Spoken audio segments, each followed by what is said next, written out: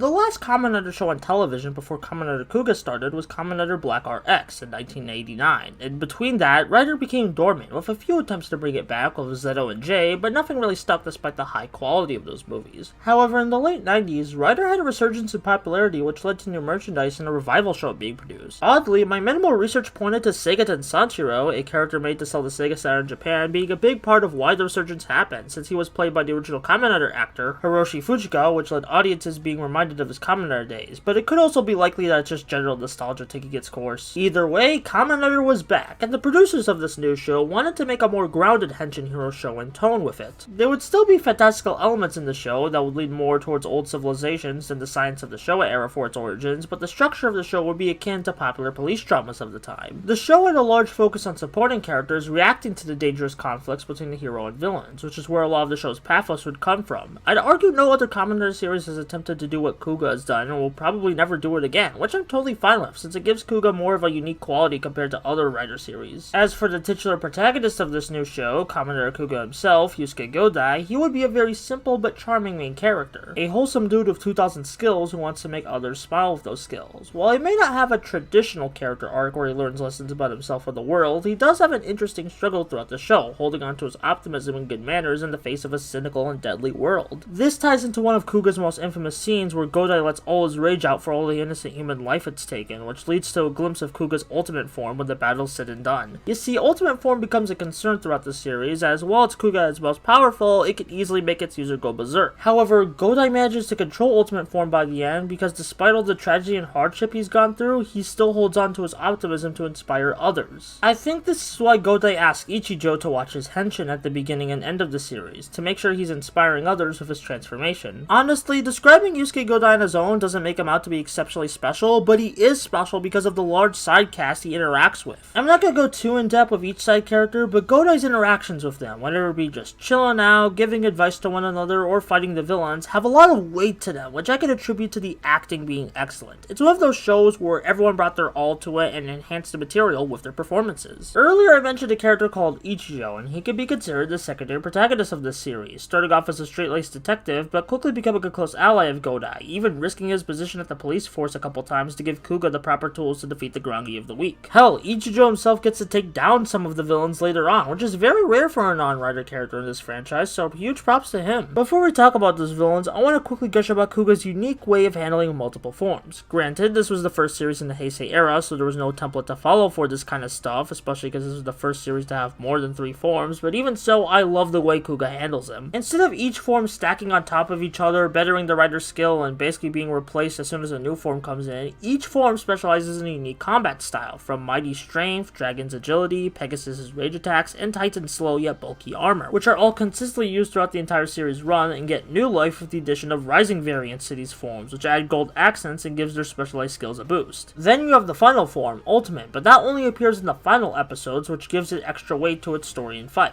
Even outside of how they're used in the show, these forms all look gorgeous, definitely some of the best Rider designs in the franchise. Now for the villains, in the original broadcast of Kuuga, a lot of the Grongi spoke in an unknown language, meaning not even Japanese viewers knew what they were speaking at the time, but the Kuuga DVDs had the option for Grongi subtitle tracks that translated what they were saying, which in the version included in Shout Factory's streaming release of Kuuga in English, where you like it or not, previously Grongi only dialogue will be translated. I know this was a big turnoff for some people because it removes some of the mystery of the Grongi, but honestly, I didn't mind it since the rest of the show was kept intact, and honestly it's better to have everything fully translated than removing some possible context, just for a hollow sense of mystery. Either way, the Grongi are super cool villains. They see killing humans as a simple game to climb up the rankings of their civilization, not giving a care or second thought about any of the actions they take while doing so. It's survival of the fittest for them. There's quite a few great Grongi, but my personal favorite will be the final boss of the entire show, Daguva. Despite his limited appearances in the show, he is one of my favorite villains in the Kamen Rider franchise. What cemented my appreciation for him was the beginning of episode 47, where we see Daguva taunting Kuuga to get stronger and make him smile as he creepily laughs and sets stuff on fire. It's a horrifyingly gorgeous way to showcase how menacing of a villain he is, and how much of a contrast he is to Godai. While Godai and his friends grow together and help each other out, Daguva and by extension the rest of the Grongi are all on their own, willing to sabotage each other if it would benefit them and only them. Overall, I freaking love Kamen Rider Kuuga, and I feel guilty I didn't watch it sooner. While I do understand some of the aspects of the show being hard to watch today, like the pacing and how much the series focuses on the police force, I'd still say most of it holds up really well. show, from the action choreography to the relatable themes about growing up. Whether it be your first Kamen Rider show or your next, Kuuga is a must-see in the franchise's wide catalog of content.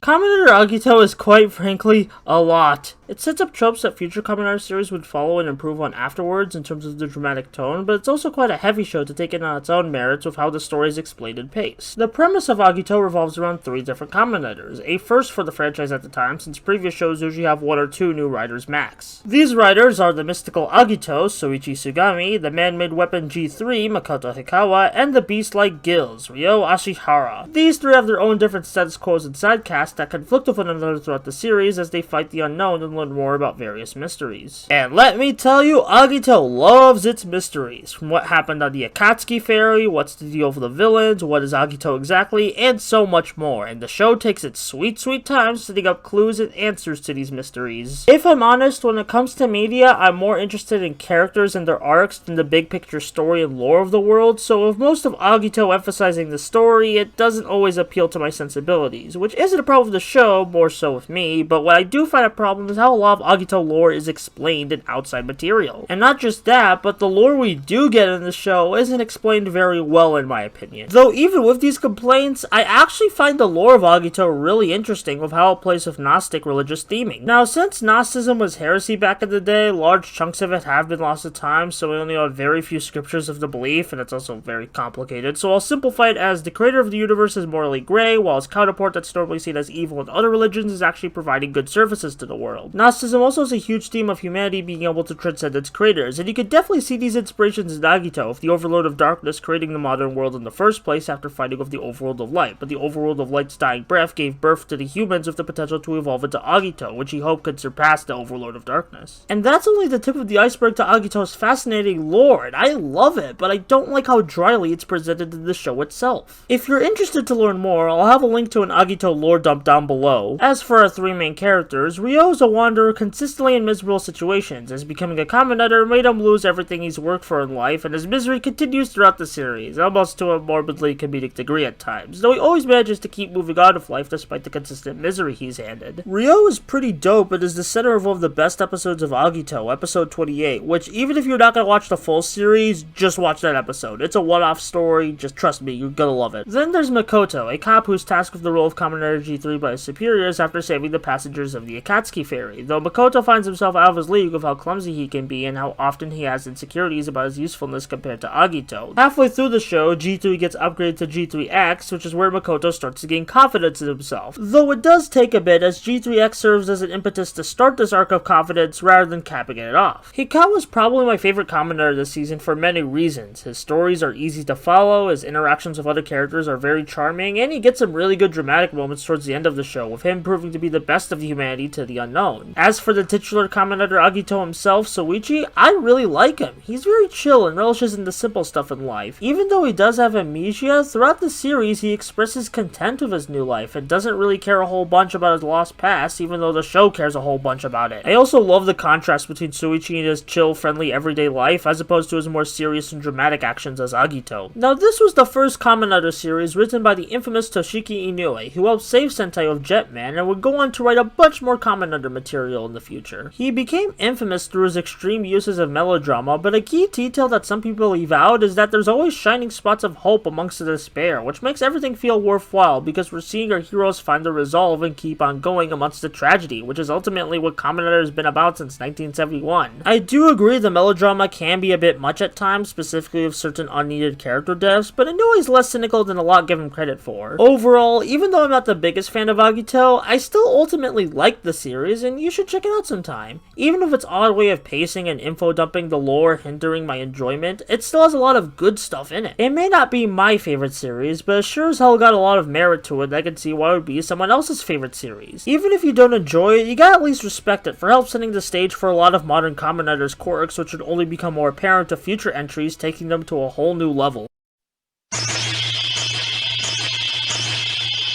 Kamen Rider Ryuki is one of the most important and popular series in the Heisei era of the Kamen Rider franchise, breaking new ground with its dramatic Rider War that challenged what Kamen Rider could and should be. It's also one of the most widely showcased and recognizable Rider series globally, even before Shout Factory licensed it for streaming, as it not only received an American adaptation, but was also broadcast in many Middle Eastern countries, and specifically received an Arabic dub on Spacetoon, which blew my mind when I first saw it in person. The common story told about Ryuki's conception is that Toei executives were contemplating cutting Rider's newfound revival of Kuuga and Agito short, but then, as tragic world events relating to 2001 occurred, TV Asahi, Kamen Rider's main TV network, sent a memo to the Toei guys telling them to keep the show going in order to teach the kids about true justice in the face of the recent tragedy. While these events would lay the foundation for Ryuki's thematic backbone, its aesthetics would be inspired by various concepts that are either scrapped for Agito or made for a new tokusatsu series, specifically a series about knights. This led to Ryuki having over 10 riders, none of which use a bug motif with designs vastly different from past entries. I won't be talking about every Kamen Rider in Ryuki, but I will touch upon the ones that get the most screen time in the show, and I'll throw in Scissors there because he's apparently a meme in Japan. Our main protagonist for the show is Shinji Kido, the titular Kamen Rider Ryuki. He's an optimistic but clumsy young man who's trying his best to make everyone happy, whether it be not fighting for a selfish sake in the Rider War, or trying to help his co-workers get the latest scoop at the Ore Journal. I've seen fans criticize the Ore Journal subplots in the show for being pointless to the overall story, but I disagree, as the job helps ground Shinji in daily human activities instead of pure Rider War shenanigans. It makes him feel more like a common man with a 9-to-5 job that happens to fumble into a dramatic war between desperate individuals. While Shinji's optimism is consistently tested throughout the series, at times even breaking down from all the stress of the war and trying to understand the competitors' unique perspectives for fighting, he still sticks to his gut time after time and trusts the justice he believes in. Shinji's arc shows that despite whatever bullshit the world throws at you, it's okay to want things to get better, and the truly heroic among us won't back down to their last breath, even if there's no grand reward for it. The character is also very charming to watch on screen thanks to Takamasa Suga's heartfelt face performance and Seiji Takaiwa's earnestly goofy suit acting as Ryuki. While Ryuki might be the titular writer of the series, the first one we see in the series is Ren, aka Kamen Rider Knight. He's the originator of the too cool for school edgy secondary writer trope a lot of modern series like using, participating in the Rider War to save his fiancée and consistently challenging our protagonist to give in to the Rider War and just fight him to the death. While his dynamics of characters don't often change throughout the show, I still found Ren's interactions with others entertaining, since his aggressive nature plays off well against the other Rider War participants who have their own distinct philosophies and characteristics. If Shinji represents the ideal and optimistic everyman protagonist, then Knight serves as a foil to that. He's an everyman, but a different flavor of everyman, in the way cynics think a common man would act in a death game situation. Masashi Sudo, aka Kamen Rider Scissors, is the first truly evil Kamen Rider in the franchise, and while he dies fairly quickly into the show, he makes an impression, not just for his morbid death, but showing that anybody in this war can be a writer even if they're morally corrupt. Shunji Kataoka, aka Kamen Rider Zolda, is a magnificent superstar lawyer who manages to argue for his client's innocence every time, no matter if they're guilty or not, to prove that he's the best at his craft. He fights in the Rider War to gain immortality to do whatever he wants for as long as he wants, but as the series goes on, he starts to come to terms with his mortality as he becomes more friendly with Shinji. He still has his moments of entertaining douchebaggery though, and has a totally not homosexual relationship with his butler Goro. Honestly, probably one of the best characters to show the shades of grey of the Rider War. Takeshi Asakura, aka Kamen Rider Oja, is probably one of the most out-and-out villainous characters in this show, as there's little to no nuance with him. He's just a violent bastard who scores the most kills in the Rider War, but he's also one of those villains with tons of nefarious charisma that he's a sadistic joy to watch on screen. Definitely one of my favorite Kamen Rider villains just for the mannerisms alone. Overall, Kamen Rider Ryuki is a show of so much to it, like breaking the Kamen Rider mold so hard in terms of aesthetics and plotting that modern series are still taking influence from it 2 decades later. Coupled with a massively entertaining cast of characters that conflict with each other with their own varying and fascinating perspectives on the world, and you got one of the most important yet fun series in the franchise. It's quickly becoming one of my favorite Kamen Rider shows, and I'll definitely try to talk more about it outside of this video because there's so much more greatness to the show than what I discussed today, like the other Kamen Riders or the multiple endings, but either way, I highly recommend giving this show a try.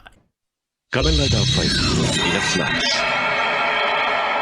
Kamen Rider Faiz is a series whose reputation is as great as its characters. After the revolution that was Kamen Rider Ryuki, it seemed like the franchise was going to go back to basics for the next year, but that couldn't be further from the truth, as the melodramatic nature of the series and its characters left viewers divided on whether or not they liked the show or not. Faiz was head written by Toshiki Inoue, who previously wrote Kamen Rider Agito, and boy did he double down on the character drama and mysteries from that show. Some people view this as peak Kamen Rider, and others view it as cruel shock, but this isn't about them, this is about my thoughts on Faiz, so let's let's get into them. The premise of Faiz has mysterious organisms known as the Orthodox appearing and disappearing all around Japan, causing havoc wherever they strike. The only way to defeat the Orthodox is with the enigmatic Faiz gear, which only grants its powers to a few select individuals, and one of those individuals is the vagrant Takumi Inoue. Through a bunch of hijinks, Takumi and his friends Mari and Keitaro all end up living together as they try to live day by day while fighting the Orthodox and try to uncover the mysteries of Mari's past. There's also a second protagonist group we follow throughout the series, a bunch of Orthodox consisting of Kiba, Yuka, and Kaido, who start off working for the evil corporation known as Smart Brain, but later defect from them, which leads to the group fighting their fellow Orthodox. To be honest, I am doing a lot of summarizing here because Faiz doesn't really get into its status quo until around episode 8, with the episodes before it serving to set up some recurring plot elements and endear us to Faiz's characters. I'll get to the characters in a bit, but I think it's important to state that Faiz doesn't like to elaborately explain everything in its lore, or at least the parts that Inoue doesn't really care about, like who is Smart Brain exactly outside of a huge corporation, what is the origin of the Orthodox, or where do Faiz's power-ups come from. That last point could be attributed to Inoue not really caring for how power-up driven Kamen Rider had become. We even saw this in Agito with how randomly new forms not named G3X were introduced, but the former points, while can be attributed to Inoue's quirky writing style, is still a valid form of telling a story. You don't need to have a grand explanation for everything when that's not the point of the story. Like, do we really need to know the origins of the Orthodox and how they came to be when that clearly doesn't interest the characters and isn't part of the themes of the show? I am definitely going to repeat a variation of this statement when we get to a future season, but the point is, for now, is that Faiz is clearly focused on its characters over the plot, so I'm going to critique it for the goals it's trying to accomplish rather than what it doesn't care to accomplish. Speaking of, let's get to those characters already, starting with Takumi Inoue, aka the titular Kamen Rider Faiz, who is quite a departure from the last three Kamen Rider protagonists we've had, as Takumi is initially much more moodier, having a lot more internal conflict about his self-worth as a person and a hero thanks to his tragic past. Takumi's character really leads into the tragedy of being a Kamen Rider, since at the start of the show he's wandering around aimlessly, haunted by his past, and even when he settles into a status quo, he has that iconic speech about not having a dream but swearing to protect others' dreams as a Kamen Rider. Despite being a much different protagonist at the time, Takumi is a cool guy who, even with his dramatic character development, has quite a bit of funny moments interacting with his fellow castmates. Heck, this goes for Faiz as a whole, as it can be a very funny show in between all the operatic tragedies it presents, mostly thanks to entertaining banter between the characters. Kiba Yuji is the main Orphanok of the show and can be considered a rival to Takumi. Hell, he's the first major character we focus on in episode 1. He's been in a coma for 2 years before the show started, and in the meantime was betrayed by his family. When he wakes up, Kiba uses his newfound strength to kill his former fiancé and new partner, which gets the attention of Smart Brain to recruit him. With these actions and events, you would think this would make Kiba a bitter, maybe aggressive character, but in reality, he is a chill guy most of the time, even forming close bonds with a couple of his fellow Orphanoks. He even gets very close to becoming good friends with Takumi, but unfortunate events prevent that from ever going anywhere meaningful. Kiba is a tragic guy who's protective of his friends like Takumi, but where Takumi finds his resolve to improve and bounce back from tragedy, Kiba lashes out and indulges in his worst aspects of himself, usually involving killing. Kaido is one of Kiba's buddies who serves as the heartfelt comic relief in the Orphanok sections of the show. I think what I love about Kaido, besides his charismatic personality, is that he's often seen trying new things, like going on dates or trying to be cool, but then they'll just drop it and move on to the next wacky scheme he has. He's a young guy at a very informative stage of his life, so of course he would try new things and not all of them will stick, and that makes him one of the most entertaining and relatable characters in the series. Then we get to Masato Kusaka, aka Kamen Rider Kaiksa, a controversial figure in the franchise, but more so in a fun jerk way. He is a bastard through and through who causes a lot of miscommunication and conflict due to thinking his shenanigans are for the greater good, something heroic to do. He does occasionally have a valid view of the situation, but it's masked behind his cold cynicism. Something I appreciate about Kusaka is that even in his attempts at vulnerable moments, Takumi will just scoff at him and be like, "No dude, you're still being a jerk." Kusaka became such a popular character that he even has his own theme day every year, September 13th, assuming September still exists by the time you're watching this. This is a reference to his input code to transform into Kaiksa, 913. Either way, Kusaka is an interesting evolution of the villainous Kamen Riders that Ryuki started. Faiz does have a third writer named Kamen Rider Delta, but he's a bit of an oddity, as he has two main users in the show, the villainous Dragon Orphanok, Kitazaki, and Seiyuji Mihara. Now, this isn't new for Faiz, as we've seen the Faiz and Kaiksa gear being used by multiple users throughout the show up to this point, but it's all in the details where this becomes an odd plot point, as the event that makes Kitazaki stop using the Delta gear is him simply growing bored of it. I guess this could speak to Kitazaki's cockiness, and it is funny, but it's such a low-stakes way to get the Delta gear in Maharu's hands. And as for Maharu, I don't hate him. In fact, I like the idea of his character character, being one of the most powerful Kamen Riders in the season, but unwilling to use the power to its full potential, but it was not presented in an interesting way in the show. To me, he just comes into the series as a background character out of nowhere, and then just becomes Delta a few episodes later. I really wish I could like the Delta stuff more since it has really good ideas, but they were unfortunately executed with not much dramatic force as the rest of the show. This storyline might be the worst of the merchandise getting in the way of Inoue's vision, since outside of an extra hand to help in battles, both Deltas are just kinda there in the overarching story Faiz presents. Even with these flaws, there's still so much in Faiz to make it a high quality season of Kamen Rider, though for me it's on the same tier as Agito, being shows I understand the appeal of, but just don't vibe with 100%. It made me realize I prefer Inoue when he works on Super Sentai or Super Sentai likes over Kamen Rider. Faiz is a show that doesn't hold the viewer's hand in dramatic situations. It's not afraid to beat down its characters to depress husks, but it also knows when to give those characters a ray of sunshine from time to time before beating them down once again.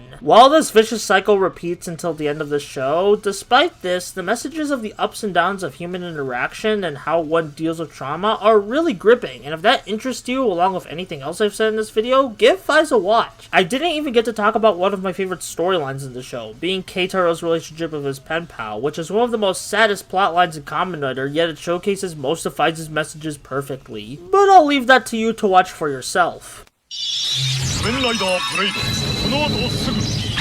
Kamen Rider Blade was a season of Kamen Rider I was always drawn to thanks to its beautiful playing card aesthetics for both the heroes and monsters, but cool looking suits is one thing, what about the story those suits are dropped into? Blade follows 3, later 4 Kamen Riders in a battle royale between the undead, monsters that represent the origin of every animal, including humans. After the battle fight millions of years ago, the undead were supposed to be sealed away, but some scientists searching for eternal life released them in the modern day, leading to the creation of the Board Riders to seal the remaining undead. And if you thought that the writers working for Board would be an integral part of the series for a while, that's cute. Yeah, Board is destroyed at the end of the first episode. I've often seen people confused about Blade's first few episodes, since it decides to mess with the status quo it set up minutes after establishing it. You still get proper introductions to characters, but in terms of narrative, it's a weird start. Speaking of the start, the first 26 episodes of Blade are head-written by international man of mystery Shoji Amai. Seriously, this guy has no other credits or information on him other than Kamen Rider Blade. Kamen Rider veteran writer and meme man Toshiki Inoue, along with Sho Awakawa, also provided scripts early on, but by episode 31, when Elements became the main theme, Shoji Amai had left, with Sho Awakawa head writing for the rest of the series. This change most likely happened because Blade was a ratings disappointment, with merchandise selling poorly compared to past series. The creative direction needed to change to reinvigorate interest in this show, and while I do think Blade has a consistent narrative despite the writer's change, Awakawa did some great stuff with the show, and possibly wrote the best ending to a tokusatsu series ever, though that ending will mean nothing if I don't care about the characters. Kanzaki is our main protagonist, being the titular Kamen Rider Blade. He is the usual selfless, wholesome hero you see in these kinds of shows, though some automatically write him off as a bland character because of those traits, but I find Kanzaki to be more than that. In the early episodes, he barely stood a chance against the undead and doubted himself, while with the help of his friends, he got his act together and became more confident with himself and got better at fighting the undead. Kanzaki is more famous within the Japanese fandom for this scene, which became a meme with fans.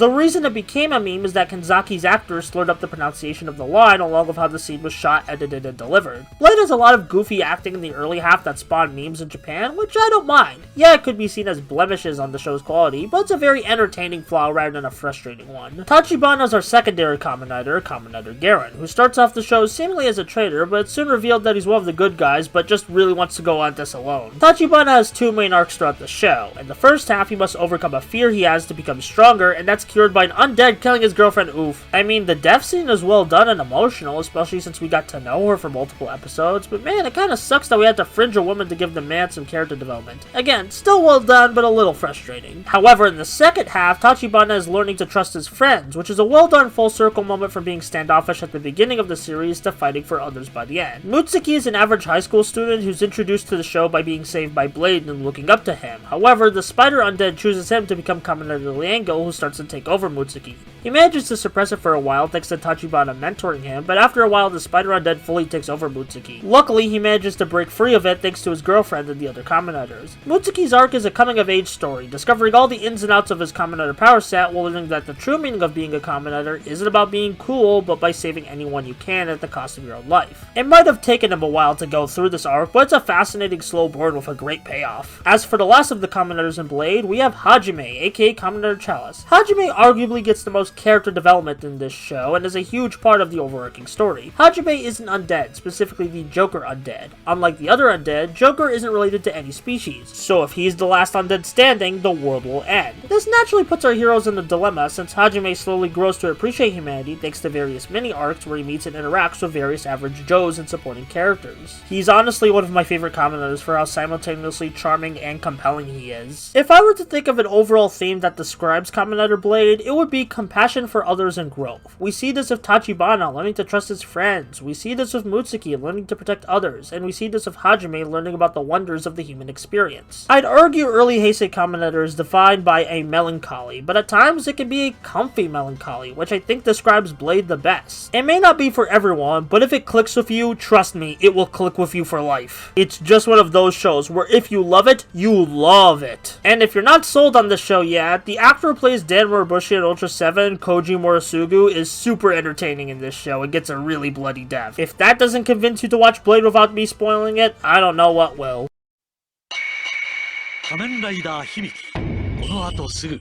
Kamen Rider Hibiki might be the most uneven Kamen Rider show in my humble opinion. It has some of the best material in the whole Kamen Rider franchise, along with some of the most frustrating and boring. Heck, the initial pitch for Hibiki wasn't based on any past Kamen Rider shows, but an old project by the creator of Kamen Rider called Henshin Ninja Arashi. However, due to Kamen Rider being a worthwhile and recognizable brand name in Japan, the executives demanded the show to use the Kamen Rider name, which is most likely why the classic bug eyes were absent from the Hibiki suits, though they're all still very stylish and pretty. Before we talk about Kamen Rider Hibiki the show, we have to talk about one of the leading producers behind Kamen Rider Kuuga and the first half of Hibiki, Shigenori Takatera. From what I can gather, Takatera wasn't a fan of how character conflict-driven Agito through Blade were with their battle royales and inter-rider conflicts, as opposed to the more traditional values of the Showa entries in Kuuga. This thought process would influence most of Hibiki's initial creative decisions, from the more heartwarming atmosphere of the series, to the beautiful forest scenery used, to even the way the characters interacted. Despite having multiple Kamen Riders, known as Oni in this series, our main trio of Hibiki, Ibuki, and Todoroki are all pretty good friends of each other and don't have massive ideological conflicts. Heck, none of these writers are our main point of view character, a young boy known as Asumu is. At the start of the series, Asumu is approaching high school, which means there's a pressure to discover what he wants to be in life and what he wants to commit to. He looks up to Hibiki, often asking for advice from him on subjects he's struggling with, but Hibiki isn't one to give direct answers on what to do. His philosophy on life is to love yourself and trust in your own life path. Yes, you'll get hurt, or possibly fail on your way there, but you can get back up and try again. Asumu initially thinks being an Oni is the best path for him because look at Hibiki, he's so cool, charming, and happy with his life, but Hibiki isn't a teenager like Asumu. He's an adult who's lived longer and had more time to grow as a person. Hibiki isn't where he is today because he's talented, it's because he kept trying and training at his goal, which led him to acquire one of my favorite power-ups in Kamen Rider, Hibiki Crimson. Unfortunately, to talk about the rest of the things I love in Hibiki, we must address the second half of the show. So Hibiki wasn't performing the best commercially, and the production was running behind schedule, so Takatera's theme was ordered out, and Kamen Rider veteran producer Shirichiro Shirakura and writer Toshiki Inoue were sent in as the cleanup crew. Now, to be clear, I do not hold a grudge against these guys for what we got in Hibiki's second half. For one, that's pretty childish of me to do, and even so, this was in 2005. I don't have the energy to get mad at something from 2005. We're at least 2 decades removed from that. Besides, Hibiki was such a unique series that someone familiar of the Kamen Rider traditions would most likely make it less unique, so even if it wasn't these guys, the second half would be controversial anyway. Besides, I do think Shirakura and Inoue still produce some amazing work to this day, so they've proven talented. Heck, I think the ideas in Hibiki's second half are really interesting, but they just have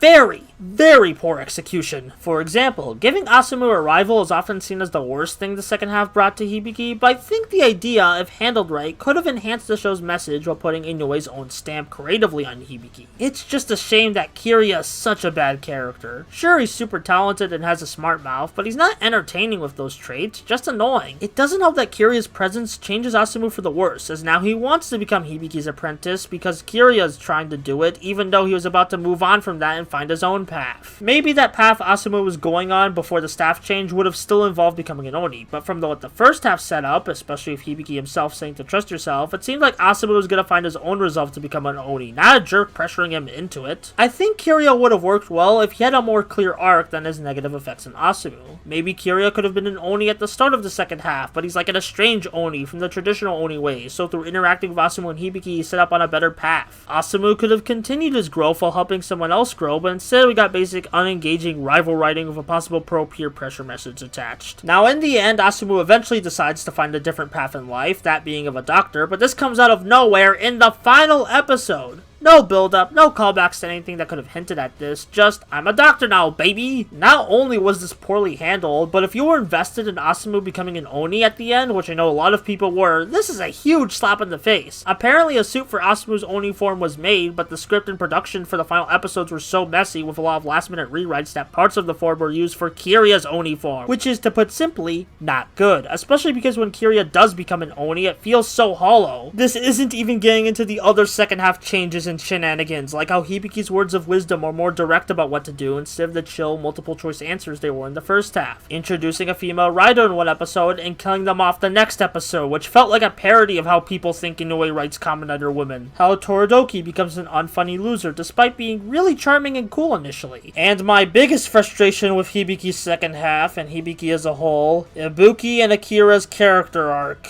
Akira is the disciple of the secondary rider of Hibiki, Ibuki, and despite being a disciple, she often helps out Ibuki with disc animals. She's initially very cold to Hibiki and Asumu, though is more comfortable around her master, Ibuki. While Asumu is very relatable, I oddly connected to Akira the most. While she is very competent at the goals she pursues, she still struggles with things like socializing and schooling, which hit me hard as someone with similar struggles. Then the second half just doesn't expand on any of her established dynamics, while giving us the most frustrating scene in the whole show in the final episode, where Akira transforms into an Oni for a split second before getting knocked out, which was her last major action of the show. This should have been a hype moment that her whole character was building to, but nope! Akira deserved much better than the garbage she was dealt here. I don't know if I can call Kamen Rider Hibiki good or bad. Initially, the show has a very charming cast of characters, beautiful visuals, thoughtful words to say, but then ended up frustrating and boring me by taking all these stock tropes from Kamen Rider without the spice that made those tropes good and shoved them into somewhere where they didn't belong. I felt nothing when the show was over, and that sucks because Hibiki has a lot to love in it, but the overall package is just so mixed. I'd say give it a shot, maybe you'll find value in the second half that I couldn't, but as it stands, if Hibiki was just the first half, it would be one of my favorite Kamen Rider shows, but if Hibiki was just the second half, it would be my least favorite Kamen Rider show by far, but because those two halves are stuck together, Hibiki stands in a limbo of its own to me. The silver lining with all this is that the show is very interesting to talk about with others. From the positive, negatives, and all the wacky production shenanigans in between, Hibiki has a lot to dissect to it, which I think is a very valuable thing for media to do, even if that piece of media got screwed over to never reach its full potential.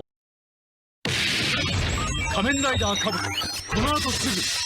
Kamen Rider Kabuto is a really special show. Not only was it the 35th anniversary series for Kamen Rider as a whole, hence the return of a full-on bug motif the Showa writers had, not only was it Kamen Rider's jump to HD widescreen, not only is it one of the only Kamen Rider shows where you can find a complete English dub of the whole series produced for Hong Kong and Malaysia, but I'd argue it's also the peak of the J-drama character conflict narratives the beginning of Heisei established. After this series, Kamen Rider started to experiment with its tone and formula once again, but we'll talk about those series when we get to them. Let's focus on what makes Kabuto so great. Kamen Rider Kabuto is the basic premise of a meteor striking in Tokyo a few years ago, which has brought with it alien monsters known as worms who can mimic humans to blend in with society. The organization known as Zect attempts to fight these creatures off, but progress starts being made when Tendo Soji comes in to fight the worms as Kamen Rider Kabuto, the man who will walk the path of heaven. Tendo could be considered a perfect character by some, with his grandmother's words of wisdom and his unworldly skills at cooking, fighting, and whatever other situations the writers need to put him in. However, I disagree, since while he's very talented, he's also full of himself and often can be unempathetic on the surface to characters he interacts with. He's still a good man at heart and grows to be more outwardly empathetic throughout the series while still keeping his trademark wit and perfectness. What's so great about Tendo is that he's not the only outwardly quirky character in Kabuto, as there's a few huge personalities he bounces off with over the course of the show, such as the master makeup artist Daisuke Kazuma, aka Kamen Rider Drake. I found this to be a smart move, because if Tendo kept upping everyday people, his shit could have gone stale real fast if not handled right. Another huge personality that Tendo interacts with is Tsurugi Kamishiro, aka Kamen Rider Sword. He's an arrogant, fancy rich boy who's stuck in his own little world but has strong reasons for becoming a Kamen Rider, and that's to avenge his sister. However, his plotline takes a tragic turn. Not gonna describe it because I don't want to spoil it, but man, Tsurugi is one of the saddest stories in the series despite his amazing comedic presence. He also has the greatest line delivery in Kamen Rider history when he calls out, "My friend, Kagami!" Speaking of Kagami, Gaim, he's the closest to a normal human being we have in this show. He starts off as a very naive character, initially thinking he'll be worthy of the Kabuto Sector just because his dad works for Zek, but then Tendo sweeps it from him, which leads them to conflicting and later becoming friends. Even when he doesn't have a Sector to use, he doesn't give up on trying to fight the worms. Despite losing his brother to the enemy, despite having to give up the B Sector quickly, despite almost dying when trying to use the Getak Sector, he never backs down, and finally becomes Kamen Rider Getak when he trusts in his own strength instead of attempting to copy Tendo. He's not Tendo, he's not perfect, and that's more than okay. Speaking of the B, hey, let's talk about the Hell Brothers. This is a fan-favorite Kamen Rider duo who are former users of the B Sector who go on their own path from the Zact after a certain point in the story, which is a very unique idea. I dig their fashion sense and character reactions, but I'm not as madly in love with them as the other writers in this season. Sorry, fangirls. Now, you might have noticed during my Kamen Rider analysis, I don't mention the non-Kamen Riders in the cast, and that's not because I hate them. They're usually very good characters. I just don't got as much to say on them as the main writer. But I'm gonna make an exception for one of my favorite side characters in Kamen Rider, Hiyori. Unlike most female side characters in Kamen Rider, Hiyori is initially very cold and distant with Tendo, who she shuns at first, not wanting to deal with his eccentric personality. Seeing Tendo trying to cheer Hiyori up in his own Tendo way is very wholesome. Though if I do have to spoil anything about Kabuto, they're brother and sister, so please don't ship them in front of my face. And last, but certainly not least, we have Dark Kabuto. Dark Kabuto is possibly one of Kabuto's biggest blunders, because the guy had so much potential he could have capitalized on, but he was quickly shelved for villains I don't even remember a thing about. Dark Kabuto is also one of my favorite evil Kamen Riders of all time. Without getting into heavy spoilers, the lore around him, while introduced at the last minute, is so cool, and he connects to Tendo's backstory beautifully. Yeah, he could have been used more, but when he was used, it was some hype stuff, which kind of describes my feelings on Kabuto in general. Yeah, the villains' personalities are weak, and it could have done a few things better, especially with how the overarching story is told, but the good stuff it has is peak Kamen Rider. From the super fun disaster cast of quirky characters, the simultaneously interesting and silly one-off plots between big story events, and the very impressive action. Like seriously, the stuff they do with the clock up ability is so fun. All of this and more makes Kamen Rider Kabuto, to me, truly worthy of the path to heaven.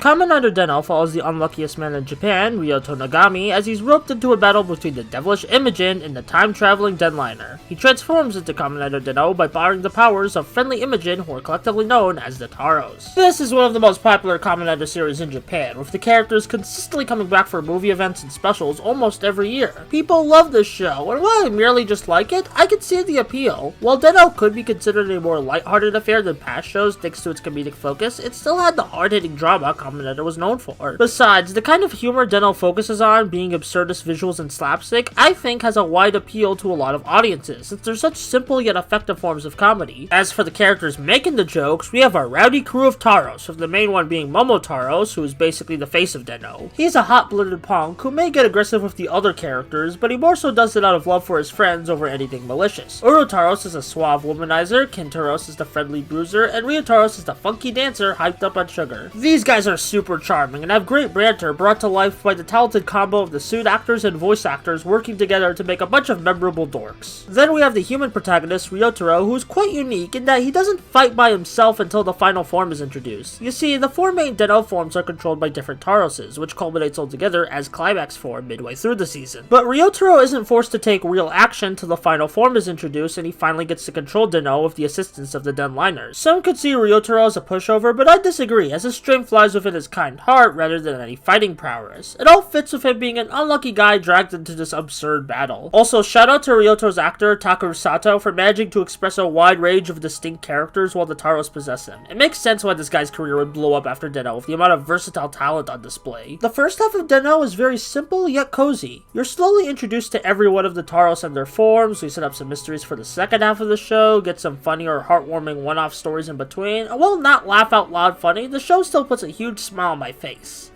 Then we have the second half of the show, and the secondary writer Kamen Rider Zeronos is introduced. Now, to be clear, I like the snarky loner Sakura Yuto and his bumbling yet polite Imogen companion Denim. They're just as charming as the rest of Den-O's cast and fit right in. However, I think Den-O's structure and enjoyability took a hit for me a few episodes after Yuto was introduced. It starts with the show doing a movie promotion, which I guess is cool that the summer movie this time around is canon, but did we really need to devote multiple episodes to the movie when half the audience is gonna skip it anyway? The plot also starts to become more of a focus instead of the day-to-day adventures. And while on paper that sounds fine, the pacing of these events and information felt awkwardly handled. Like they hold off on some very impactful information, game-changing even, till the very last episode. Why couldn't we be told that info and explore how it impacts our characters in the episodes beforehand? I know a lot of fans blame the dip of quality on the main villain Kai, but he isn't the problem, the pacing is. Kai is entertaining, he has charisma, but his plan is paced out so poorly in the show, I didn't feel like he was a major threat. Den-O's second half has a lot of great ideas and storylines on the surface, but actually watching it is a bit frustrating, especially after the simple but entertaining first half. Oddly, I think Den-O's biggest strength comes from something I don't bring up often in these analyses, the music. Kamen Riders always had some bigger tunes, but Den-O marked an evolution for how effective the songs would be, not just as hype inserts for battles, but expanding on the show's storytelling, and that's best showcased in the various versions of Double Action. Takuro Sato sings the song, but each version he's joined by a different image and voice actor for the corresponding form. Double Action Sword is a more traditional Rider Rock song, Rod form has a jazzier edge, Axe uses traditional Japanese instruments, while Gun form is super funky. While each version tackles a different genre of music, they all have the same basic structure that you can tell, yeah, this is the same song. Some of the lyrics overlap between versions, but a lot of them are quite distinct to match each character. Having the show's actual actors sing the background insert songs might seem cheesy to some, but I find it awesome. It adds even more charm to an already charming series, and the songs just bop either way. It paved the way for future Kamen Rider shows to have its main actors sing a few inserts to add that extra level of narrative synergy between the show's storytelling and music. Would highly recommend giving Den-O's insert songs a listen, they're just marvelous. Overall, while I might be harsh on its second half, I can see why Den-O struck a chord with audiences through its comedic stylings and heartfelt characters. It's a fun show and deserves its place as an iconic part of Kamen Rider history. The last thing I will say about Den-O for now is that Ryutaros is my favorite Taros.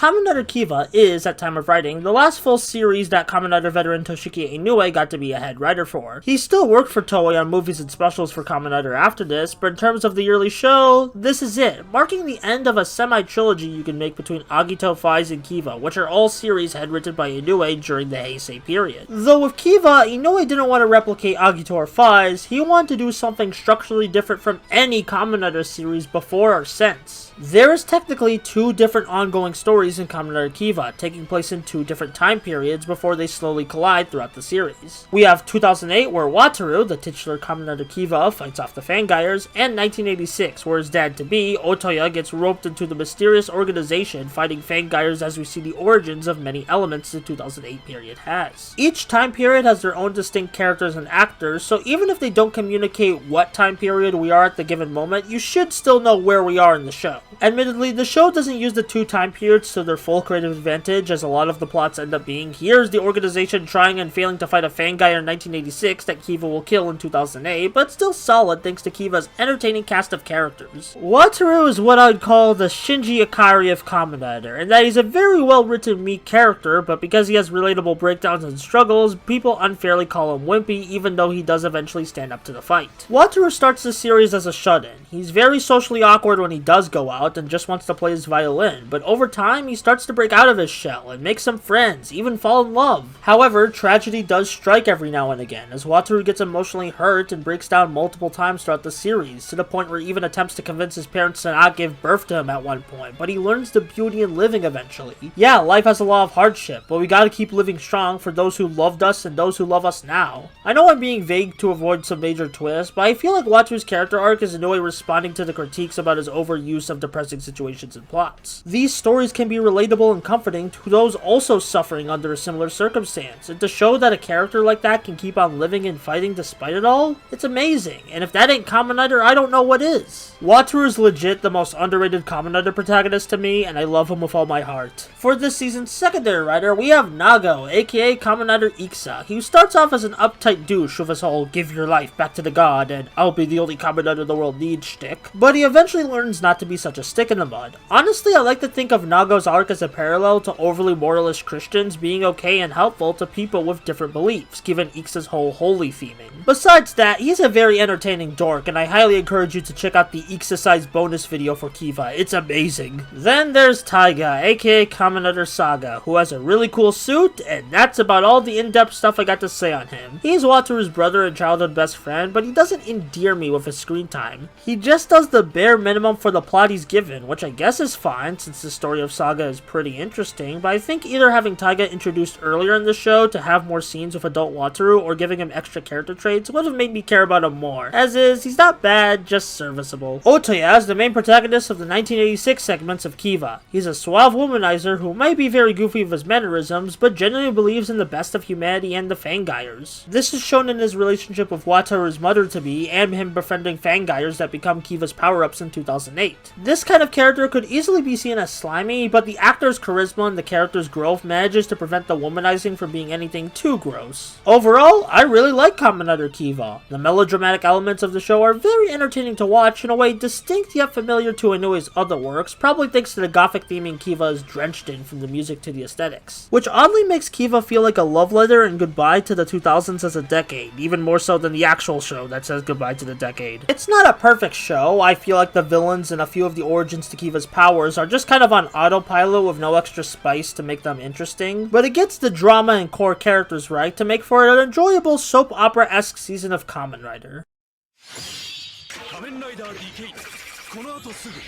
Kamen Rider G is a 15-minute special made to celebrate the 50th anniversary of TV Asahi's debut, which is the network Kamen Rider aired on during the Heisei era and even into the Reiwa era. Being a special for the fans, the decision was made to make G a wine-themed Kamen Rider, which is very unique and leads to some fun catchphrases from our main character, Goro. As for G's plot, Goro has been brainwashed by the organization known as Neoshade, who take TV Asahi's main building hostage to broadcast a bargain about their captured boss, but a woman he shares a connection to, Eri, happens to be there and eventually gets Goro to snap out of it and fight for justice, as the warrior of love, Kamen Rider G. This is a really fun special, with great effects work, choreography, and even a simple but touching story with Goro and Eri's love. It reminds me a lot of Kamen Rider ZO and how that movie was able to squeeze everything amazing about Kamen Rider in 50 minutes, and while G isn't as masterful as ZO, it's still really entertaining and gets the basic appeals of Kamen Rider down from the tragedy, emotion, and earnesty. Definitely worth a watch. Unfortunately, due to G also being a collaboration with the boy band SMAP, who are controlled by Johnnies, who are just terrible about media preservation and re-releases they're involved in, it's very unlikely for the special to be re-released or even see a full season of G. Though in 2019, he was officially recognized by the wider Kamen Rider franchise in Kamen Rider Gio's movie Over Quartzer. Speaking of cameos, let's talk about Kamen Rider Decade. Kamen Rider Decade is the 10th Heisei era Kamen Rider show and was purposely developed as a shorter season of Kamen Rider, being 31 episodes instead of the usual 40 plus the franchise is known for. This is due to a mandate from Bandai, the toy manufacturer for both Kamen Rider and Super Sentai, to make the upcoming Kamen Rider and Sentai shows air at different times of the year so their toy lines wouldn't compete with each other. To give you an example of why they would want to do that, let's say Sentai isn't doing much of its toy line one month, but Kamen Rider is, or vice versa. The other can swoop in with new toys without the fear of the sister show cannibalizing its sales potential. Before Decade, Sentai and Rider would air their new shows for the year around the same month. With the new schedules, Sentai would start at the beginning of the year while Rider would air its new show in September. To accomplish this plan, both Decade and its successor show Kamen Rider Double were being produced around the same time, so things were already hectic at Toei HQ just from the Kamen Rider side. It doesn't help that Decade's concept was a celebration of what Heisei Rider has accomplished up to this point, with the titular character and his crew traveling to the 9 Rider worlds of old to quote-unquote destroy them, which meant returning suits would be brought out, a couple of returning actors would make cameos, and there would be all sorts of chances to piss nerds off who care too much about continuity and power scaling over thematic depth. We'll talk specifics of the plot soon, but for now let's talk about the main character of Decade, Tsukasa Kadoya. He is a wisecracking, carefree traveler of worlds who's apparently destined to destroy them, but ends up helping them instead. I love how he balances quips and grand monologues, but I do wish he had a couple of character flaws and struggles. I mean, I guess it makes sense that Tsukasa has a very go-of-the-flow type attitude, but at the beginning of the series they set up his amnesia subplot, but they never really resolve it. Though for what he is, I do like Tsukasa as this simultaneous beacon of hope and despair.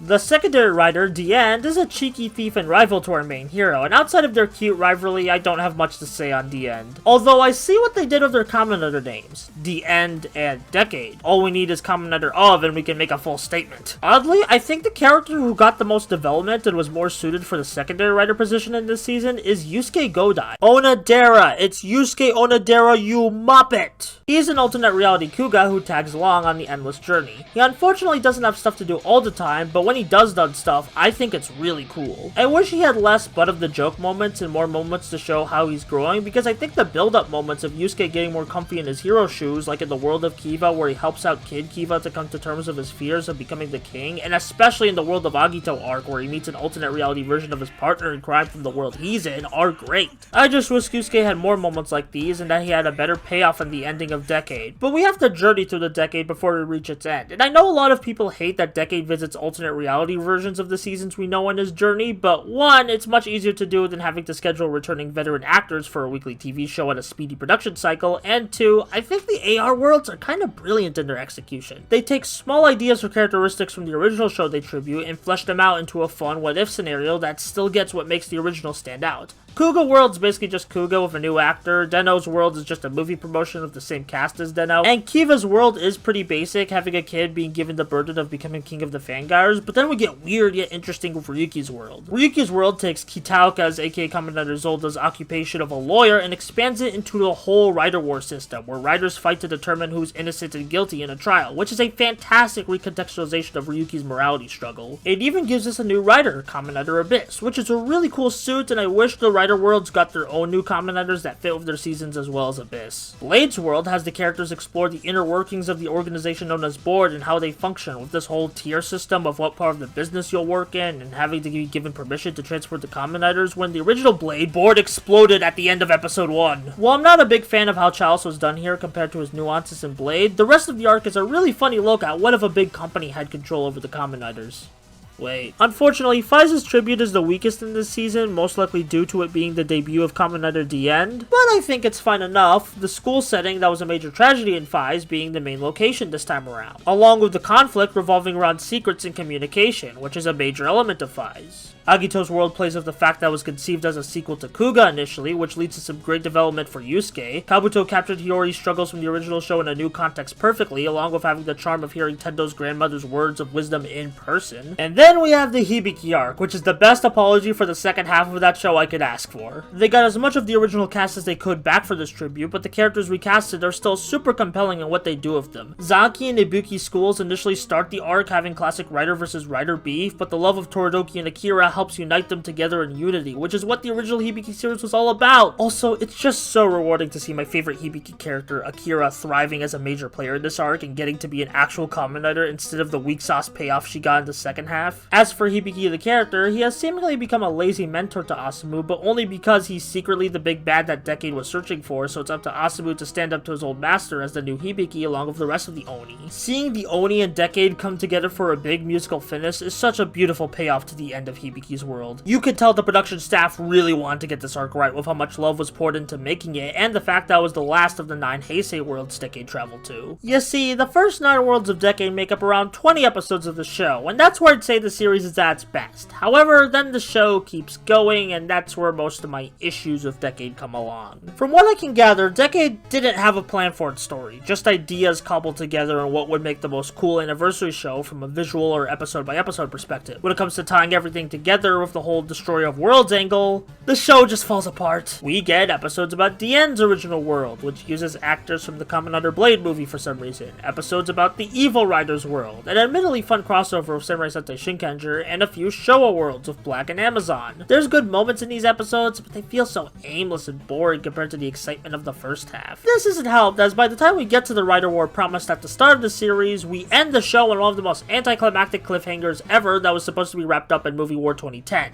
This isn't helped because Decade's segment in Movie War 2010 is utter nonsense. It has a good idea of Decade just giving up and becoming the actual Destroyer of Worlds, but it's told with the same aimlessness that the rest of the second half of Decade Decade has, not helped by how Yusuke's arc ends. He finally turns into Black Eye's Ultimate Kuuga in an attempt to defeat Tsukasa, something teased at the series beginning, but not only does he get Rising Ultimate Kuuga, which is a garbage soup, he gets bitch slapped easily by Decade with little fanfare or excitement. Tsukasa does eventually go back to being a good guy by the end, but the whole thing just feels like I'm being told poorly written cliff notes of a story than seeing an actual story. This stunt of putting Decade's ending in Movie War 2010 actually got Toei in trouble with parenting groups of how plain greedy it is to tell kids, hey, you want to see the happy ending? Go see the movie. Which wasn't helped that the actual quality of Decade's ending in that movie was just so unconclusive. Despite it all, I still think Decade is a fun show, especially in the first half when they cared about writing the anniversary elements from a thematic and meta perspective rather than just pure visual remember this appeal, but it's definitely lower on my tier list of writer shows. Decade the character has arguably outlived his own show, appearing in a lot of specials and anniversary tie-ins for Kamen Riders since his show ended, and I think he's always a treat to see in them as this wandering bum with charisma, but I wish his show bothered to give a damn about his own story, because Decade has a great setup with no payoff at the end. It just sucks, because Decade in concept feels like a culmination of Kamen Riders' motif of using seemingly evil powers for the good of the world, with our main character being destined to destroy all the worlds and being a threat to the very existence of Kamen Rider itself. That's an amazing setup for an anniversary season that can go in so many compelling ways. I just wish the show had more to say with that setup in the end. At least Narutaki's a very funny guy. Does he do birthday parties? It's intermission time, so you've heard me talk for almost an hour about Kamen Rider, so let's hear some other perspectives on these wonderful shows. Considering how long the Kamen Rider brand has lasted, Kamen Rider Kuuga is one of the more unique entries within the series' history. While it serves as the beginning to a brand new era, it has a particular style that makes it stand out from other seasons. One of Kuuga's main strengths especially is in how it explores its world and characters. Alongside the main action and mystery concerning the unidentified life forms, as they're called, you also get scenes where characters are just having casual conversations, talking about life or just how the day is going. In some episodes, there are also side plots where we follow the story of a minor character and how the situation concerning the unidentified life forms has personally affected them. These explorations of humanity not only serve as a way for us to connect with this world more, but it also contributes to the main theme of the show and how valuable life truly is and how unfortunately finite it is.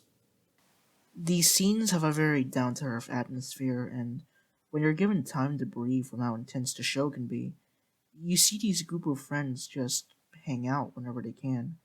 You see these relationships with colleagues begin growing into stronger bonds. You see that these people truly care for each other during tough times. It is what makes Kuuga one of the most memorable outings within the Heisei era. Its reaffirmation about the beauty of life, and its story about perseverance during a dark time. Kamen Rider Faiz is one of the most well-known Kamen Rider series, especially of the Heisei era.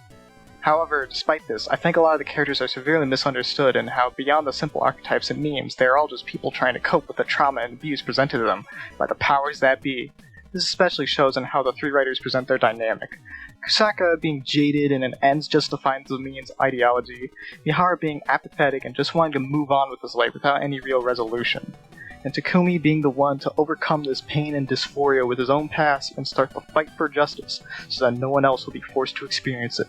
It really is one of the strongest modern revisions of the fundamentals of Kamen Rider. Hello everyone, it's Thomasjujube, and Kamen Rider Den-O is one of my favorite seasons of Kamen Rider, and it's mainly because it has one of my favorite casts in the franchise. Ryotaro is one of the best protagonists in my opinion. I love seeing his evolution from a shy and unconfident loser to a somewhat capable, confident, but still shy Kamen Rider. Not only is it a compelling character arc, but I also just really connected to it. Of course, that's facilitated by his Imagine comrades, who put a smile on my face every time they appear. I love how unique older personalities are and how they clash and connect, and it's one of the highlights of the show for me. It's so much fun, and it makes Ryotaro's growth all the more impressive because they're definitely all foils for each other. Then on top of that, we have the rest of the Denliner crew, Zeronos and Deneb, which are all equally charismatic, and I even like Kai. I think he's a cool mix-up for the story. The little stuff like every form corresponding to a different Imagine, and they each have a totally totally different personality and fighting style just elevates the standard Kamen Rider procedures to a totally different conceptual level. It's a bit saddening how nowadays Den-O is kind of infamous for being oversaturated and overrated, and it's being milked for cash, because the original season is filled with tons of heartfelt characters, emotional moments, and plain awesome fights, forms, and other staples of Toku. Honestly, I think Kamen Rider Den-O is such an amazing part of the franchise that I don't really mind that parts of it keep getting brought back over and over and over. It just always reminds me how much I love the original story with these characters and how much it means to me. Hello there, my name is Zelkova, and I'm here to talk about Kamen Rider Kiva very briefly. The reason I like Kiva is mainly due to these three guys. Their names are Wataru, Otoya, and Nago, and they're three of my favorite characters in the entire franchise so far.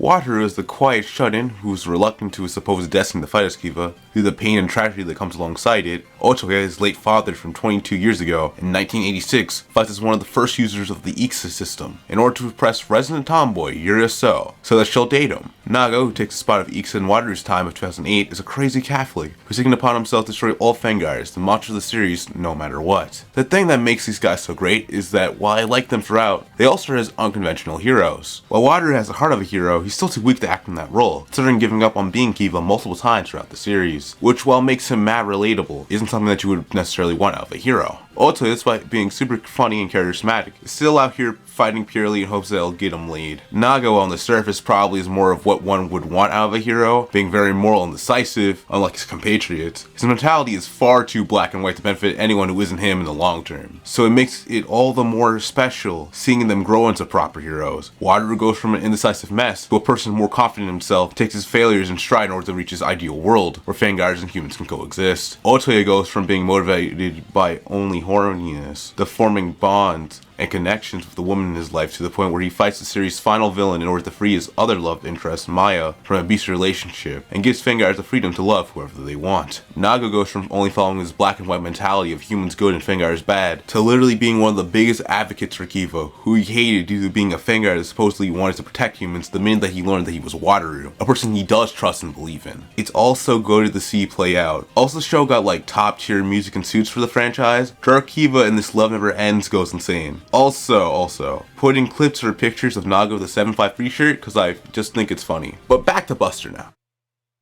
Alright, so Kamen Rider Blade, right? It's super cool, you know?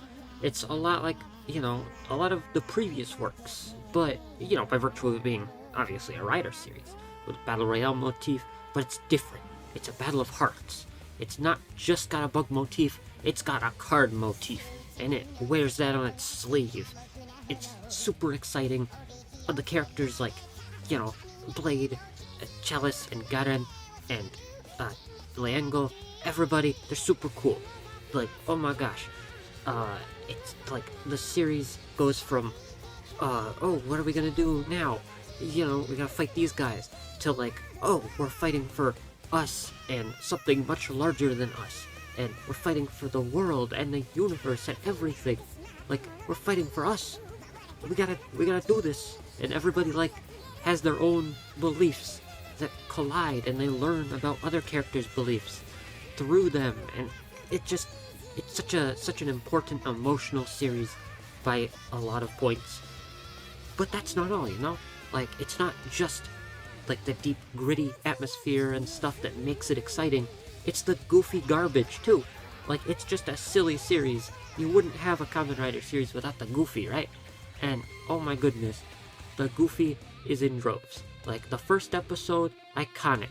It has the classic, the Tachibana-san, the classic scene. Everybody loves it. It became a meme after a certain point, you know? Like, the series, like, holds its themes on its sleeve, again, and just kind of rolls with it. And everything's just so fun. From the beginning to the end, it's a wild ride, a wild journey, just full of insanity. And, like, deep personal beliefs and meanings, and it's so cool. And it really tugged at my heartstrings watching through it, and I'd be happy to watch through it again, you know? And oh boy, that ending, oh man. Also, the movie's pretty good too, so there's that. Also, there's a PS2 game. That's kind of cool. A lot of the Rider games around this era got one of those. But yeah, Kamen Rider Blade, super cool. the best-selling series, 1 million years running. Totally not lying about that. Yeah. Yippee! Hello, my name is Faiz, and funnily enough, I will be talking about Kabuto. Kamen Rider Kabuto is a season I finished very recently, and it's clearly become a favorite of mine. The way it handles its themes, characters, and aesthetics is very unique, and I don't think it has been replicated since.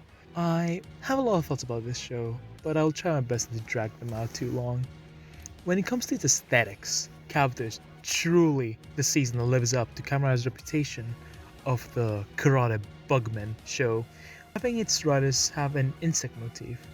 Even the armor forms of the riders fall into this aesthetic, the idea being that those forms represent an insect protected by a cast, which eventually, it emerges from. I personally found almost all the suits to be absolutely stunning, and I love how complementary Kabuto and Attack are to each other, while also displaying differences between Tendo and Kagami. It really helps you believe that, yeah, the fifth rider of the show actually is the secondary.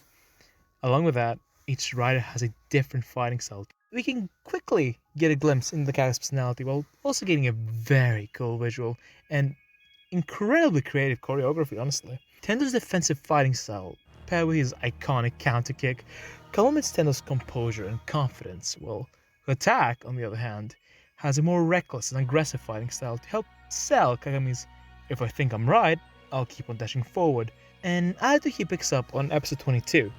Even Tsurugi and his refined swordsmanship helps establish the character and his 18,000s English gentleman ideals.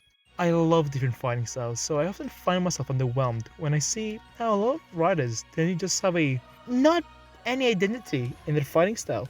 So seeing Kabuto put so much thought into how each character fights, it's just really cool. Speaking of cool, I cannot talk about Kabuto's aesthetics without bringing up its iconic clock up. Most people can probably visualize episode 4's clock up in the rain, as it's probably one of the most iconic scenes in the franchise. You can tell there was a lot of passion put into Kabuto, as every clock up, at least in the first half, is done creatively and in front of very fun set pieces like bullets, trains, roller coasters, and the like. For a 2006 production, it aged really well, as I still get shivers when I see Kabuto outrun Kagami's bullets. Everything about Kabuto's art direction just screams confidence, and I love it. Every person on that team just clearly loved what they were working on, and I don't think there's a better example than their commitment to only 2 instant themes for the entire show. The chorus of Full Force is forever engraved in my head.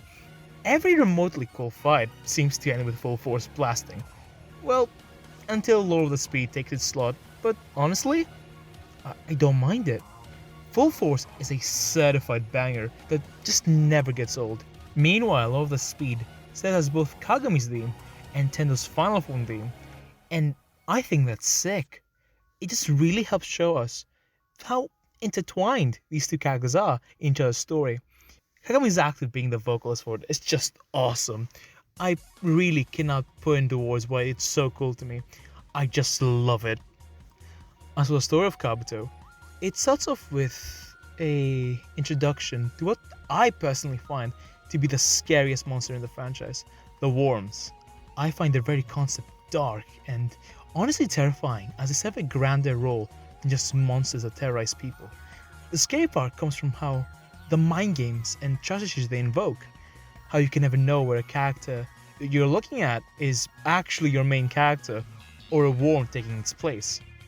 Every out of character moment just instantly alerted me, and that's probably due to how Kabuto tried really hard to fully flesh out the concept, with back-to-back creative emotional encounters. From Kagami's dead brother in episode 4, to the 3 grandpas, to my personal favorite instance with the second Daisuke 2-parter. The concept does get a bit messier when you take the natives into account, but it doesn't take away from how much I adore the horror aspect of the show, and that the worm is introduced. Meanwhile, our characters fall into less common archetypes from the franchise, like the protagonist being an asshole with a defensive fighting style, the secondary being the 5th to transform, a lack of any real tertiary, and 2 characters that try and fail at redemption time and time again. I just find its cast to be really refreshing to watch, while being able to fully balance tragedy with a lighthearted, upsetist humor Kabuto is really known for. You have to forget just how much these characters suffer, because how absurd and funny their hijinks tends to be. I'm personally a sucker for stories with heavy emphasis on character dynamics, and I think Kabuto delivers that better than any other season. Tendo may be the titular character of the show, but at its core, this show is about Tendo and Kagami's dynamic, and the different ways they approach life. My favorite scenes in the franchise are moments these two share after a big fight. They feel grounded and genuine, while also helping us see their growth. However, Tendo and Kagami are not the only characters with a well-established dynamic. Daisuke and Gon and their partnership is adorable.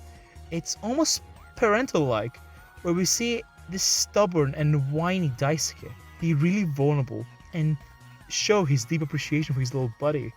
We also get a look into the franchise's biggest losers, the Hellbros, who try and fail at finding happiness time and time again. We could even talk about how endearing the relationship between the naive Tsurugi and the wise and very loving Jia is. Even the side characters like Tadokoro, Misaki, Juka, Hiyori, even Tendo's grandma that never appears in the show have very well established dynamics that help ground the characters and the world they occupy. This is what I love about the show. Sure, it may not be as grounded and human as something like Ryuki or Hibiki due to how over the top the characters are, but I think that's what makes Kabuto so unique. You see the most crazed individual have very deeply human problems that are very normal, succumbing to the same struggles we do. Tendo, someone who is perfect in almost every way, still managed to get blindsided by anger. We even see him lose a fight against his dark self, something which he only is really able to overcome with Kagami's help. This theme is present in all of the main characters, with Miyaguruma losing the beat due to his inferiority complex towards Tendo, while blinding his bad judgment, or Kagami's nature being a double-edged sword that makes him prone to constant failure. Even if it eventually turns to his best trait, it causes him a lot of pain. Even Daisuke's iconic, "You may be right, but I don't like it," that is promptly followed by him punching the camera, is a funny but really normal reaction for a guy that just lost a loyal customer by learning she fucking died. Additionally, Kabuto expands on this by doing something rather against the mold. Kabuto is the only season I can name off the top of my head where friendship is not the solution to most of the characters' problems. This mostly applies to Kagami, to the he starts off the show as a reckless and naive guy who can be described as all bark, no bite. He makes big claims time and time again, but when he gets put in a difficult situation, he instantly turns to Tendo, a habit that Tendo actually calls him out on. This is where I think Kabuto's approach becomes truly original, for the franchise at least, where the themes of friendship and self-improvement are both intertwined and get fully explored. Tendo practically shits all over the "we are friends and I'm a Kamen Rider so I will protect you" ideal that is very popular in the franchise, by straight up telling Kagami that they're not even friends, something which originally makes Tendo look like an ass, but slowly it gets really contextualized, multiple times even, during the course of the show, originally being a wake-up call for Kagami to start actually working on himself instead of relying on Tendo, to something that eventually gets seen as Tendo's dislike of limited labels being put on full display. Tendo spends the first half of the show lightheartedly antagonizing Kagami, without ever straight up telling Kagami how to live his life. Tendo never asks Kagami to lead a certain type of life. He just constantly reminds him to be punctual and give it his best in his own very standoffish way. When Kagami seems to get over his head, Tendo is more than willing to help from the sides, even if he struggles to admit it. He serves as an almost safety net for Kagami. Tendo's main issue with Kagami's reliance on him was always how Kagami seemed to not be trying, that he was using him to fix his problems rather than be an equal. This eventually leads to my favorite scene in the franchise, in which Tendo explains his definition of friendship. Friends being two people who follow different paths in life, yet make it together to the same goal. Their bond is one of the most fun dynamics I can possibly point to, because it's honestly a very realistic take on a friendship, even if it's sprinkled with lots of superhero shenanigans. Tendo being tired of Kagami not solving his own issues is very realistic, while Kagami's slow growth into someone who accepts himself and is thus able to tackle life at full force is what leads to the rawest scene in Kabuto, where Tento once again calls Kagami naive, while the newly transformed Ratak responds with, "I am who I am." These two, looking at each other in their rider forms while having this conversation, speaks volumes about their development. This also eventually leads us to a second half, which Tendo's judgment gets clouded instead, as he forms an obsession with saving his sister by all means necessary. This is the biggest rift we see in their friendship, as Tendo actively tries to carry an impossible burden in his attempts to save Hiyori, while also trying to pursue Kagami to give him an attack, because he wanted to do this on his own. This can be read as Tendo pushing people away in his life, and eventually he even attempts to throw away his own life, if it means saving his sister out of pure desperation. This is where Kagami steps in after hearing about this. The following scene is where these two truly become equals, as this time, it's Kagami who calls Tendo out for straying from his path. He reminds Tendo of how he used to approach life and points out how he believes that they have a better chance at saving Hiyori by working together. Seeing this goofy, stubborn man become someone who can actually help Tendo, someone who represents heaven itself, realize his errors, that just speaks volumes to me. Kabuto tackles the concept of self-improvement in a lot of ways, ranging from Kagami deciding to finally work on himself and keep going even if he feels like it's not strong enough, and learning to go through his constant failures, to how the Hellbros contrast this theme entirely with their complete inability to improve as people. This eventually leads them to a constant cycle of suffering, where they try to get better, then give up the moment they fail, and then repeat the same cycle. And of course, we have the titular character, Tendo, whose whole spiel is talking about walking the path to heaven. This quote is honestly beautiful. It gets finally explained in the final episode, as he reveals the path to heaven is one where you see value in all life, and by understanding that when you change, the world changes with you. The path to heaven is improving yourself to the point where the very world around you becomes heaven. It's a message of self-improvement that just really resonated with me, and why I'm even here talking about the show. At this point, I have rewatched Tendo's monologue at the end of Kabuto roughly 20 times, because it just really makes me feel something. I can't recall a time where I finished the show and just felt inspired to work on myself. Nothing compares to Kabuto on that end. Finishing that final episode left me with a wide smile on my face. I just can't fully describe how special this show is to me. Kabuto is what pushed me to go and improve my life, cut off bad habits, become more active, and the like.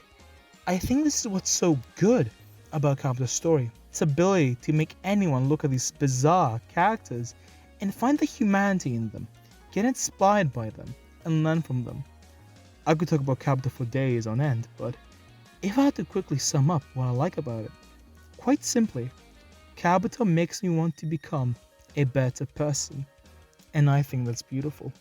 That's where I will leave my thoughts on Kabuto. Thank you so much to Buster for having me on here to gush about Kabuto. I'm Faiz, and bye! Thanks, everyone! So after a decade, the classification of Heisei Kamen Rider have been called by two names by the Western fanbase, being Neo Heisei or Heisei Phase 2. The latter means the last 10 shows are Heisei Phase 1, but I really don't care what you call them. Now, before I get on to the next show in the lineup, Kamen Rider Double, there was technically another Kamen Rider show that aired in 2009 along with Decade and Double, the American adaptation, Kamen Rider Dragon Age, but I already covered it in its own video, so we'll just continue with Double. Kamen Rider Double.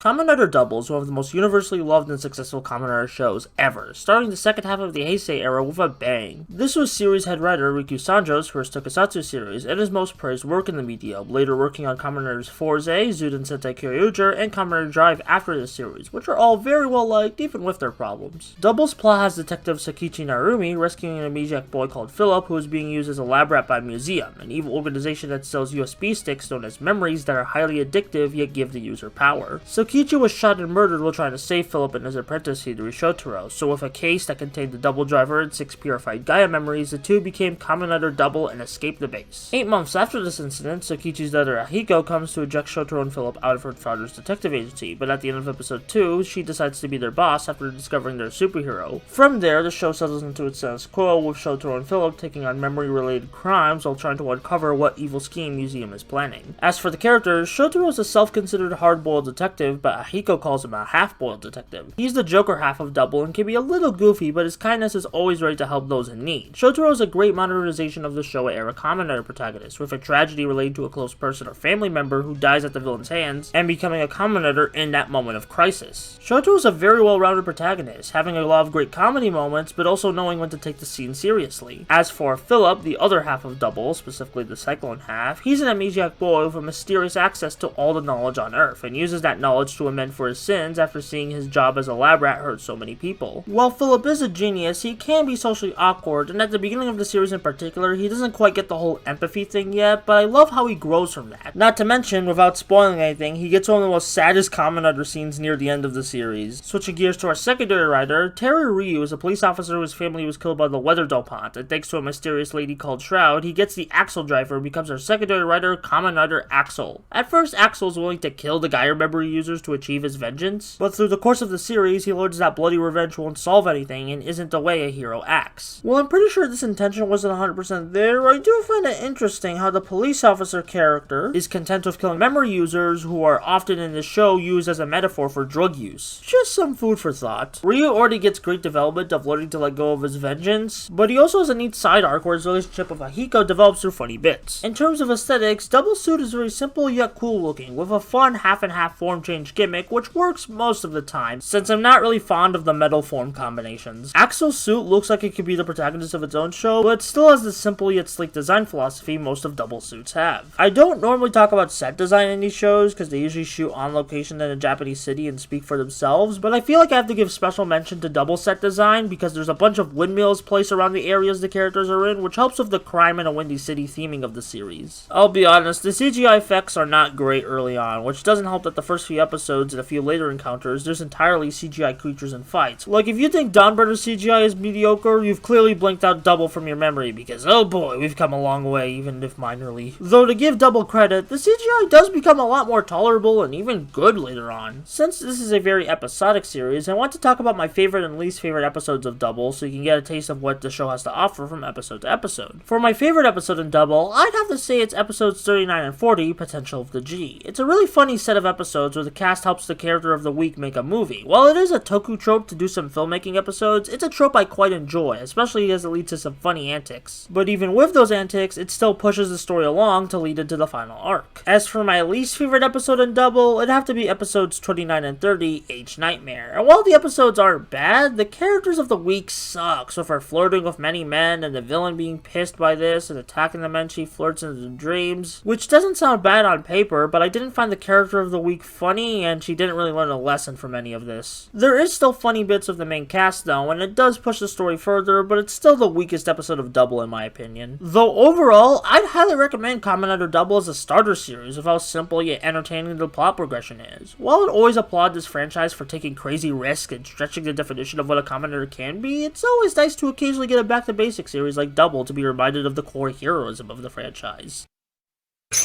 仮面ライダーオース変身この後すぐ Kamen Rider OOOs is one of my favorite Kamen Rider series and one of my favorite shows period, which made the prospect of making this analysis terrifying because I want to do this show justice, showcase all the cool themes and characters it has to offer, but that mission scared me due to how difficult it would be to properly explain it all. I'll try my best to properly explain why I love this show anyway. Kamen Rider OOOs starts when a couple of doofuses awaken the Greed, monsters who've been asleep for around 800 years that are made up of special metals called core metal. They're supposed to have 10 core metals, but they only have 9, so they desire to be complete. When of the greed, Ankh reluctantly teams up with a homeless wanderer, Ag, to collect the core medals and fight the greed, with Ag becoming Kamen Rider OOs to do so. The two also get assistance from the mysterious Kogami Foundation, who provide weapons, and the series' secondary writer, Kamen Rider Birth. Despite the Kogami Foundation being a major player in the story, we never learn the origins of them. The most we learn is that the chairman is very fascinated by the greed and OOs, and I really like that. I generally enjoy when parts of a show's plots and lore are up to audience interpretation to focus on more important aspects like characters and aesthetics. Besides, Kogami himself is a hilarious character who provides commentary during important moments with a grandiose presence. Speaking of characters, our main character Ag may start off seeming like an aloof good boy with a strong moral belief of helping others, but slowly but surely we see that something is up with him. He constantly put his own life in danger, even as early as episode 2, which many characters have shown concern over. This might seem like a heroic trait at first, but it's eventually revealed the traumatic context of this trait. Ag tried to help this poor village, but they were annihilated, with Ag being the only survivor. Since his family are politicians, they use Ag's experience to further their agenda with no care about the emotions he felt. This experience made Ag's desire extinct, which made him a prime target for the purple dinosaur medals that make up his Putu terraform, which makes him go berserk and turn into a greed. It may seem like a selfless thing to do to have no desire and help others, but you're a person too, with friends that worry and care about you. That doesn't mean you have to be a heartless jerk, it means you have to balance self-care and helping others. And Ag does find a desire in having the power to help others, which is a beautiful moment. Usually desires are scoffed at as negative things, but OOs showcases that aren't inherently bad, it just depends on how one goes about achieving and expressing their desire. Ankh is the secondary protagonist who is an angsty ball of emotions. Throughout the series, his core goal is to collect his core medals to be complete, going so far as to betray Ag at times. As he lives among humans, he starts craving a desire for the human experience, which is why he's obsessed with ice cream throughout the series, because eating ice cream was the first taste of humanity he felt, a desire that's satisfied when Ankh defeats the final boss by sacrificing himself. Despite him being a jerk at times, you get a sense that he doesn't know what exactly he wants to do till he figures it out. Like when Ankh betrays Ag for the greed, he's mostly doing it out of a material desire to become complete rather than an emotional desire. He and Ag are quite an interesting duo, not just in their charming character interactions, but in their character arcs. While Ag has to reclaim his desire, Ankh learns to have a more complex desire than a material one. Hina's a fine supporting character, but I wish she got more outside of worrying about her brother and being emotional support for our protagonist. Not saying she needs to be a Kamen Rider, but just some other character trait to round her out more. Dante, aka Kamen Rider Birth, is a fun charismatic character who became a Kamen Rider solely to make money. In other words, it's just a job to him, which is an interesting stance for a Kamen Rider to take, but he truly shines when he's mentoring Goto to become the next Birth. Goto is introduced at the beginning of the show being a bit strong-headed, but humbles himself by working various seemingly mundane and silly jobs before fully taking the mantle of Birth. The great thing about the two Births dynamic is that Dante doesn't really treat the role of Kamen Rider as being a hero, more so as a necessary job he needs to take on, while Goto treats the mantle of Kamen Rider with this importance, which makes for a gripping dynamic between the two. The four greed are fun antagonists who start off by doing the monster of the week shtick to become complete, while forming alliances and betraying each other in the process, until Dr. Maki comes in and starts manipulating the greed for his master plan. Dr. Maki is often seen carrying a funny doll that his sister gave him as a kid, which can be seen as his last shred of humanity, as he abandons the doll after using the purple metals to become a greed, which gives weight to the comedic hijinks he would get into with the doll. But why would Maki become a greed in the first place? As a kid, Maki burned down his house, which killed his sister, but for a while he was blinded by a desire that his sister was nice, until realizing that she was a jerk to him, which made him have a twisted worldview to kill anything before it becomes corrupted, which is a fascinating counterpoint to our protags. While Ag might initially not have a desire, he still helps people, even if those people are misguided at times, while Maki is content with a nihilistic belief that nothing matters, so everything must die. Moving on from nihilism to toys, OOs is one of my favorite looks and gimmicks in Kamen Rider. The core medals are a simple yet cool gimmick, and the fact that you can mix and match the coins for different and unique combos for the suits and jingles is such a great way to encourage experimentation and creativity of the toy line, which is helped by how colorful and cool OOs looks. Birth is more mechanical in design, which cleverly contrasts the ancient powers OOs uses. He can add on weapons through his Gashapon-inspired belt, and even use all the add-ons to turn into this monstrosity of a form called Birthday, which is technically his final form. I like it anyway because of how funny it looks. Overall, I hope I competently showcase why Kamen Rider OOs is one of my favorite Kamen Rider series. It's such a great series of fun characters, nuanced narrative themes about desire, and a creative yet functional toy line. Even if you're not into Kamen Rider yet, I highly recommend this as your first series. And if you're into Kamen Rider and haven't watched it, you are dead to me. You can resurrect yourself in my conscience by watching the show though.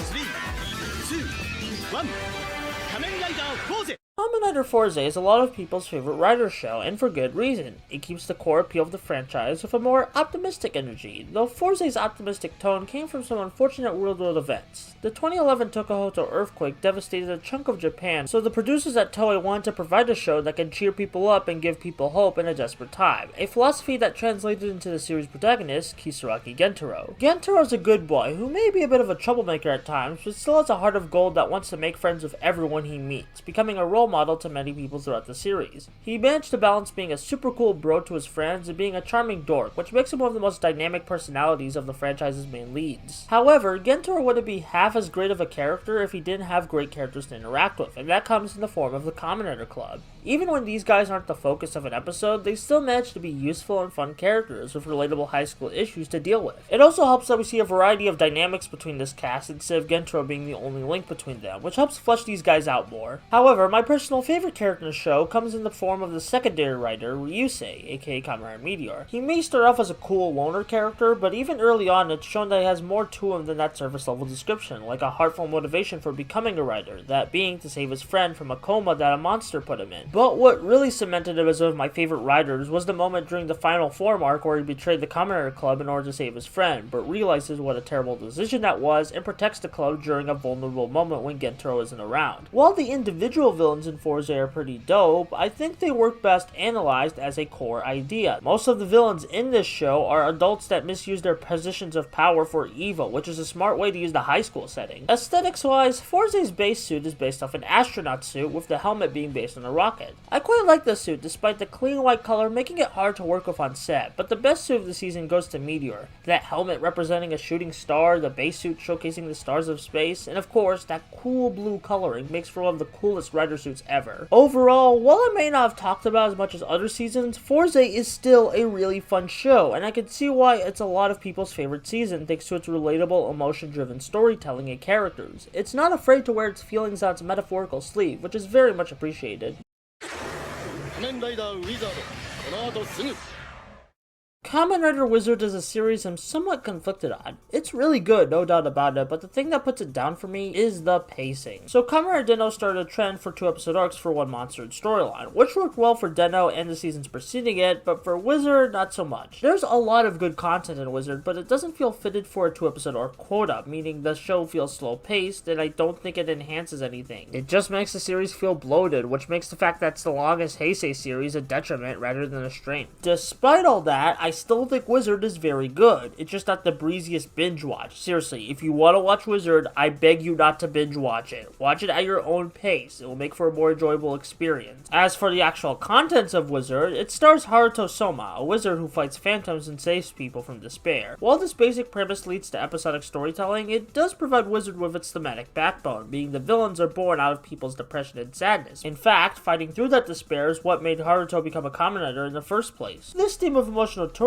is even extended to a major villain, who I will not show her name because of spoilers. But after he is grief-stricken due to a tragic event, he goes through all these villainous actions in his grief to reverse that tragedy. This fits perfectly with the show's thematic thesis of overcoming despair, with its major villain unable to overcome said despair. As for the other characters, some people have prematurely assumed that Haruto is a boring character since a major moment of his arcs happens off-screen, but that couldn't be further from what I saw in Haruto. He's a laid-back yet snarky guy who still gets development like in the soccer episodes, where he learned about his past ambitions and dreams before becoming a Kamen Rider. He's a really cool main writer, and definitely someone I'd look up to when I was younger. As for Nito, aka Kamen Rider Beast, if you look past his mayonnaise running gag, he's a pretty cool secondary writer who does a lot of heavy lifting and inspiring others and beating the villain. Nito is very passionate and hyperbolic about his mission compared to Haruto's cool and in-control demeanor, which makes for a great contrast in personalities between the two. Also, I love that his rider powers come from a curse with a beast that requires him to defeat phantoms to feed the beast, which is a super cool concept. There's 3 other Kamen Riders that get introduced at the tail end of the series, being referred to as mages, and despite their limited screen time, they manage to be quite interesting. My favorite of the 3 is Masahiro, whose main motivation for fighting the phantoms is to protect his wife and unborn child. I'm a sucker for dad characters who fight for their families, so even if he doesn't get much screen time as the other 2, he's still the one that stuck out in my mind the most. In terms of aesthetics, Wizard is based on jewels and elements, which makes for some shiny suits, so my favorite part is the flowing long coat that adds more style to Wizard's action scenes. That's really all I got to say on on aesthetics, to be honest. They just look very pretty. I'm sorry this analysis is one of the shorter ones, but writing this was hard. Not just because the Vacuuminator already made a banger Wizard analysis that covered every aspect of the show very well, but because Wizard is a season that conflicts me a lot. The side cast, who I didn't even mention, feel really forgettable outside of Rinko, and the plots being stretched to meet the 2-episode arc quota can make the series feel very slow.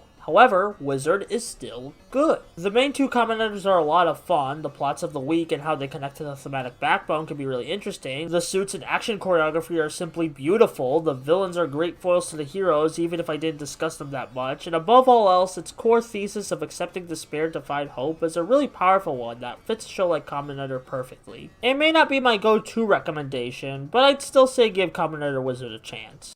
仮面ライダーライフこの後すぐ Kamen Rider Gaim is a very popular Kamen Rider series among the Western fanbase, being hailed as one of, if not the best series in the franchise. While I may not go that far considering it one of the best series, Gaim is still a very well put together and engaging ride. Series producer Naomi Takabe wanted Gaim to return to the early style of Heisei series, where multiple riders are featured in dramatic high-stakes battles. Takabe approached Gen Urobuchi, known for darker works such as Madoka Magica and Fate Zero, to serve as the series' main writer. Even though I'm not the biggest fan of those works, Gen is still a perfect fit for Gaim's initial goals, as Fate Zero and Madoka are all about characters conflicting with each other in a battle royale setting, which is exactly what Takabe wanted. As for the story Urobuchi and the producers crafted, Koto Kazuraba gets his hands on a belt to become Kamen Rider Gaim while looking for his lost friend Yuya. From there, things escalate from simple feuds to monster attacks to government conspiracies to the possible end of the world. I will now put a major spoiler warning because Gaim has lots of twists and turns that I want to talk about. I'll still keep some stuff vague, but I recommend watching the show before you watch this analysis if you're interested. Cool?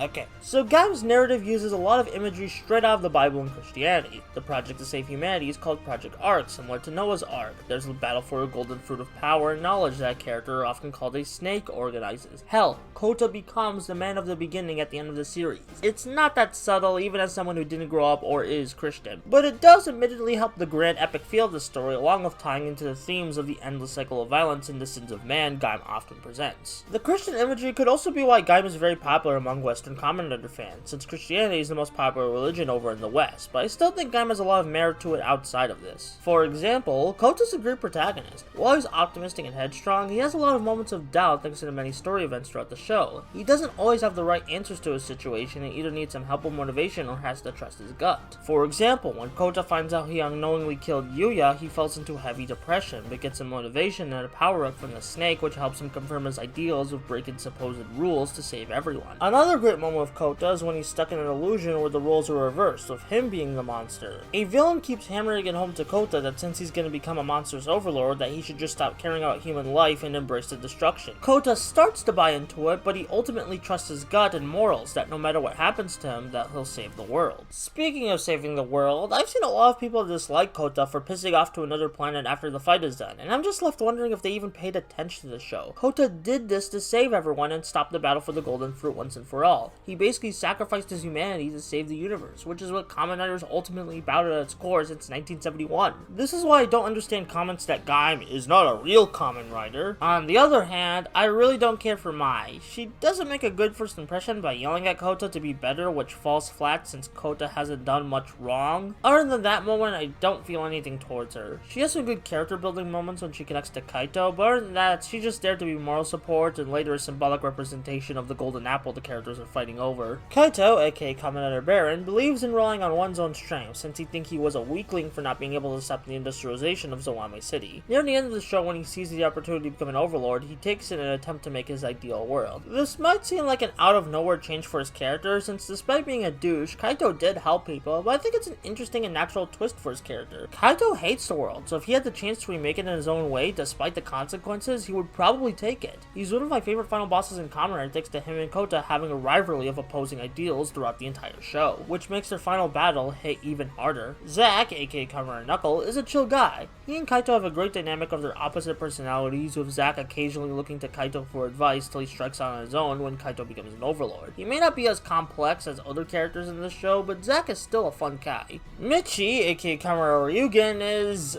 A lot. I used to think he was a great fallen hero that became a villain until the final episode, but then I read Social Justice Wonder's Twitter thread on Gaim, which I'll link into the description, that brought up an interesting interpretation of Michi's character, that being he suffers from borderline personality disorder. I won't go into all of it here since I want you guys to read the thread on your own, but the cliff notes is that Michi sees things in very black and white, perfect or evil, which causes him to freak out when his friends start to disagree or question his beliefs. Michi has done a lot wrong, like a lot wrong, but Kota still gives him a chance to change, and he does eventually clean up his act. Michi did a lot of bad stuff in the show, no argument about it, but let's be honest with ourselves, we've all done things that have harmed both us and others, and we've learned to live with the consequences and make amends for it, just like Michi did. Takatora, aka Kamen Rider Zangetsu, is another one of my favorite characters in the show. He starts off seemingly as a mysterious evil guy, but then the layers unravel as we learn that Takatora actually wants to save the world, but he's been convinced by his cynical subordinates that it's impossible to save everyone. It gives the character this fascinating nuance, where he does all these seemingly evil things, but it's all to prevent a larger evil from getting out. Junichi and Heisei, aka Kamen Rider Gridon and Kurokage, start off as bullies, but then Heisei goes missing, which leads to Junichi seeking fighting advice from another rider. Heisei is a cocky bastard who doesn't give much development for being kicked out of the story early, but I do like that we got to see his suit again in the form of the Kurokage troopers. Junichi's story is more comedy focused than the others, but he still gets great emotional moments, especially in the series epilogue where he finds out what really happened to Heisei. Oren, aka Kamen Rider Bravo, is a flamboyant old man elitist about artistic efforts. With the advent of digital platforms to let anyone be a breakout star, people like him that have trained for years in their traditional crafts have been getting less attention, so he becomes a Kamen Rider to show up the youngins. He's mostly a comic relief character, but he's pretty good in that role, especially thanks to the suit actor going nuts in his suit movements. Sid, aka Kamen Rider Sigard, is a jerk!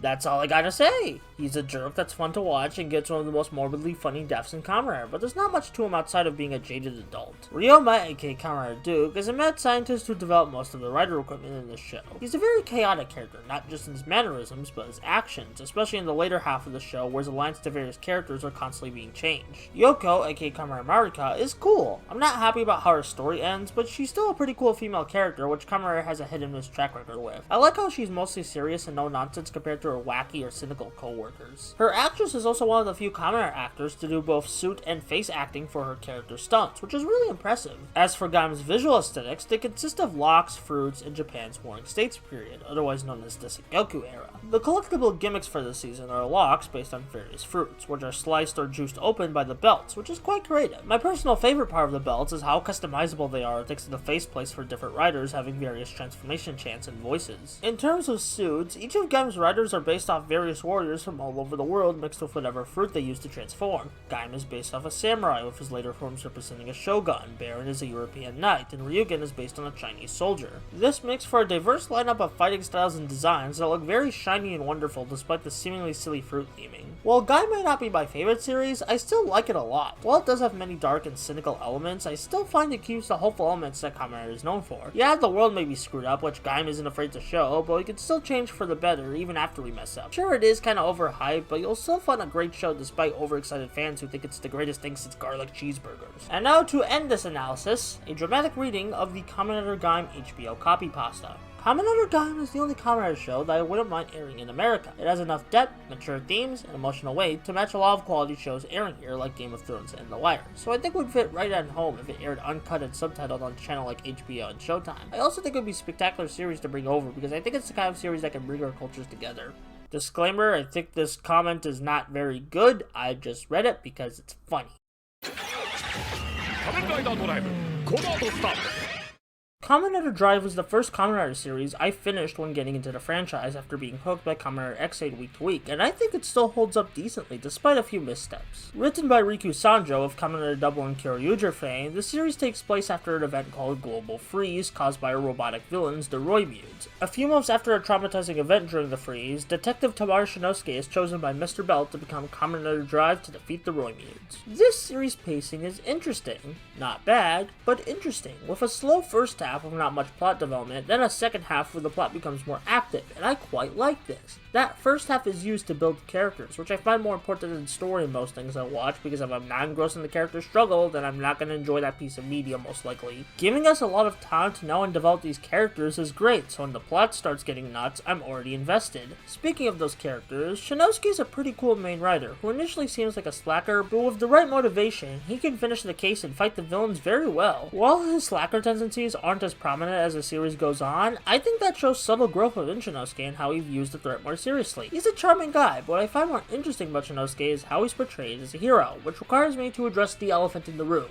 Drive is a series that heavily features the police, which might seem like a yikes, but the show's premise is that Shinosuke and the detective agency are rejected by the police for one reason or another, with it later being revealed that they're under the Roimude's control the whole time. As kids, we're often taught that the police will save you and keep you protected, but as we know, there's heavy corruption in the force. To me, Shinosuke represents a child's idealization of a police officer, a hero that will fight for justice against the bad guys, but at the end of the day is still a human being with flaws in the heart. With Kamen Rider being marketed at children, showing that idealized version of a hero in Shinosuke, with the police consistently being portrayed as villainous or incompetent, is a smart writing move to not make the show propaganda for kids. A buddy of mine summed up Shinosuke well. He's a Kamen Rider first, a cop second. The rest of the agency are charming as well, with each member getting at least 1 or 2 arcs to flesh them out, along with frequently showing up in episodes to interact with one another. Yes, Kiriko should have become a Kamen Rider more than any other side character in the franchise, but she and the rest are fun characters despite this. Go, aka Kamen Rider Mach, is complicated. I've seen a lot of people either hate him or love him, and I loved him at first. His introduction was very flashy and cool, but then as we unravel more of the series' plot, he becomes more antagonistic toward everyone, especially when a Roimude becomes a Kamen Rider, and since Go really hates Roimudes, he doesn't like that. I get what they're getting out of Go's character, putting up a showy presence to mask his insecurities, but I'm not sure if it translated perfectly into the show. Like, something about it felt off in a way I can't describe, until a friend brought to my attention that Go acts more like an actual cop than Shinosuke with his aggressive and dismissive behavior towards Roimudes despite not being a cop. As the show goes on, it starts to make the villains an oppressed group allegory, especially with Go's character arc, and that's a can of worms most talented writers aren't best equipped to handle. I don't want to dive too deeply into the ethics of portraying oppressed groups as robots, especially since I have to get through another season sometime later that does that, but I don't think it's handled the best here, which is a shame because the main Roimude generals have these big personalities that make for engaging villains. We didn't need this oppressed group metaphor that muddles the implications of them, especially in a show that deals with the police. Speaking of Roimudes, Chase, aka Machine Chaser, later Kamen Rider Chaser, is probably my favorite character in the show. He starts off as a cold rival to Drive, but learns more about his past, which leads him defecting from the Roimudes and becoming a Kamen Rider. He still remains stoic after the change, but he gets more funny moments of him interacting with other characters. Too bad his relationship with Go doesn't really develop or progress much outside of Go hating Chase and Chase wanting to help Go until the final arc, which I see as a massive missed opportunity, as it would have made the ending of their rivalry more compelling if they built up to it before, but I see that more as a Go problem than a Chase problem.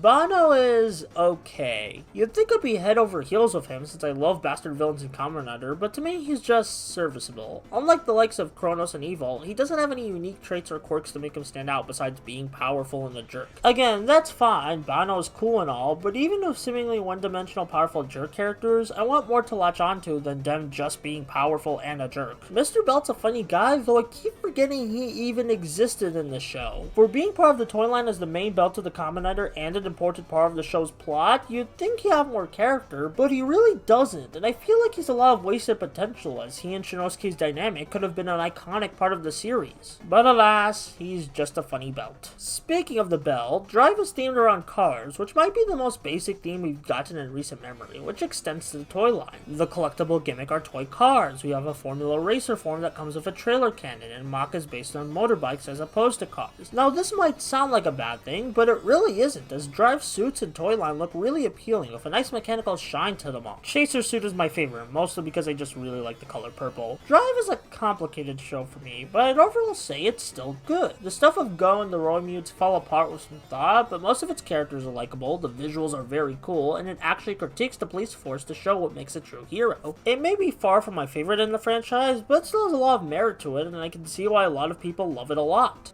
仮面ライダーゴーストこの後スタート Kamen Rider Ghost is a good show that gets an undeserved bad rap, but that doesn't mean it's immune to criticism. Written by Takeru Fukada, Nobuhiro Mori, and Keiichi Hasegawa, who are the same team of writers behind Kamen Rider Saber, this series follows Tenkuji Takaru, who dies on his 18th birthday but gets another chance at life by becoming Kamen Rider Ghost and fighting the Ganma who killed him. Initially, this series gives Takaru 99 days to revive himself, but those 99 days end within 11 episodes, of the rest of the series playing loose of the time limit. Ghost's plot can be really flimsy, I'll admit, with its scattered scatterbrained focus and unmemorable villains, but a lot of the show's charm comes in its characters and themes. Takaru has often been criticized as a bland protagonist, but I don't think that's accurate. A lot of Western media is written and critiqued with the hero's journey method, popularized by Joseph Campbell. Ghost uses the Buddhism journey of enlightenment for Takaru's main character arc, where he goes from a fledgling Buddhist monk to attaining enlightenment. The Buddhist theming even extends to the gimmick of the season, which are based on individuals who have attained mortality in people's minds because of their actions, thus manifesting as the heroic icons Takaru collects throughout the show. Speaking of Takaru, he experiences a lot of strife throughout the show, either by dying multiple times or suffering the drawbacks of being a ghost. When Takaru saves the world and achieves enlightenment to become a Buddha, he declines so he can live again, as he doesn't find himself worthy, but also desires to experience the world as an adult to continue living his life, since he only just turned 18 at the beginning of the show. Even outside of these thematic Buddhist connections, I just find Takaru a great inspirational character, both for the audience and other characters in the show. I know some people find his talk about infinite potential and humanity annoying, but I appreciate it, as a character that remains optimistic despite all the drawbacks he has. Hell, I think Takaru is one of the most beautiful modern interpretations of the ideals of the Kamen Rider franchise. Just like how the Showa writers of old lost their humanity by becoming a cyborg, so does Takaru, but in a more mystical setting. The Showa writers were constantly philosophizing about justice and morals, so why can't Ghost do the same? I know people hate when shows like Kamen Rider and Super Sentai have protagonists who are just meant to inspire the audience and the characters around them, and I just can't agree with those people. Yeah, Takaru might be basic in personality compared to other writer protagonists in the franchise, but basic doesn't mean bad. Besides, there's still complexities in the other aspects of the show, like the themes. The rest of the side cast is charming, like Onari and Akari, who may not be the most complex characters out there in terms of arcs or personalities, but dang it, they're likable. Akari especially is one of the best sidekick characters in Rider with how proactive they are in the plot. Like, she consistently helps figure out and thwart villain plans. Makoto, aka Kamara Spectre, is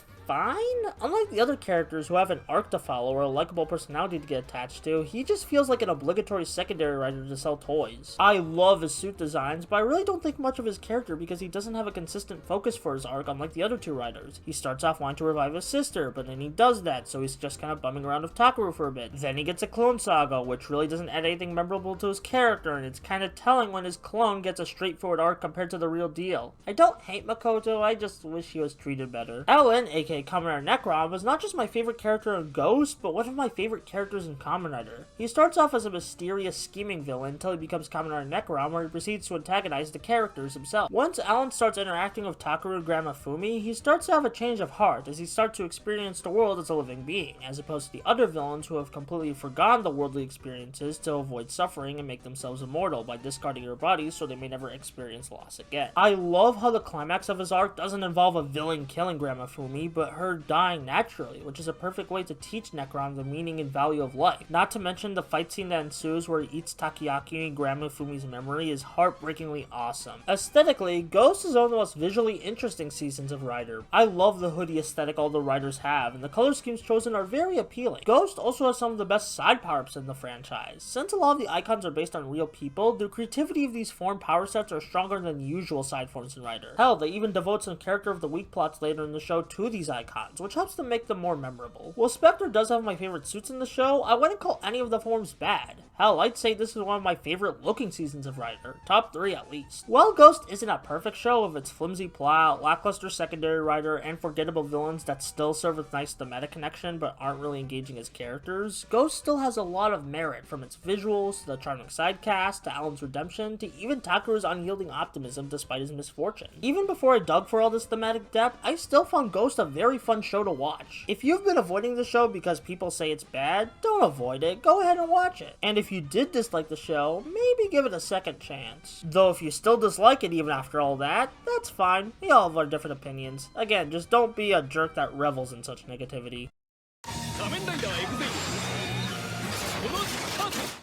Kamen Rider X8 was my first Kamen Rider series. It wasn't the first I finished, that would be Drive, but it was the series that got me into the franchise and the first one I watched while it was airing. Written by Yu Yu Takahashi, who would also help write Lupin the Third Part 4, The High School Heroes, and would go on to help write Kamen Rider 01, the series stars Emu Hojo, a doctor in training who is also a big gamer. Through hijinks, he gets his hand on a gamer driver in the mighty Action X Gashot and becomes Kamen Rider X8. By the way, X8 stands for Extreme 8. He, along with the other Kamen Riders, battle the bugster virus monsters that come from video games in an ever-changing and twisting narrative. Emu is a clumsy yet likable protagonist. He does well as the hero the audience looks up to while having his own personal demons to battle, like being one of the first victims of the Bugster virus. It's gripping stuff, which is highlighted best in episode 39 where he confronts the Bugster monster that spawned from him, Parad, in one of the rawest scenes in the show. Speaking of Parad, he's a great foil to Emu. While Emu knows when to stop playing games and tackle the situation seriously, Parad treats everything as a game, with his main goal being to have fun, which gets questioned and challenged when Kamen Rider Kronos is introduced into the series and Parad has to grapple with the concept of humanity and death since Kronos poses an actual threat to his existence. Our secondary writer for the series is Kamen Rider Brave, aka Hero, who has a dead girlfriend who was lost to the Bugsters. He's more reserved and serious, focusing on wiping out the virus over the patient of the week that's been infected, since he believes doctors shouldn't get attached to their patients with death being part of the job. While seemingly jerkish, it is an understandable line of thought, especially when the Bugsters took his girlfriend. Kamen Rider Snipe, aka Taiga, is a weird case of a character, mostly because his backstory that makes him a fleshed out and interesting character is stuck with the side content, specifically the Blu-ray series Kamen Rider Snipe Episode 0.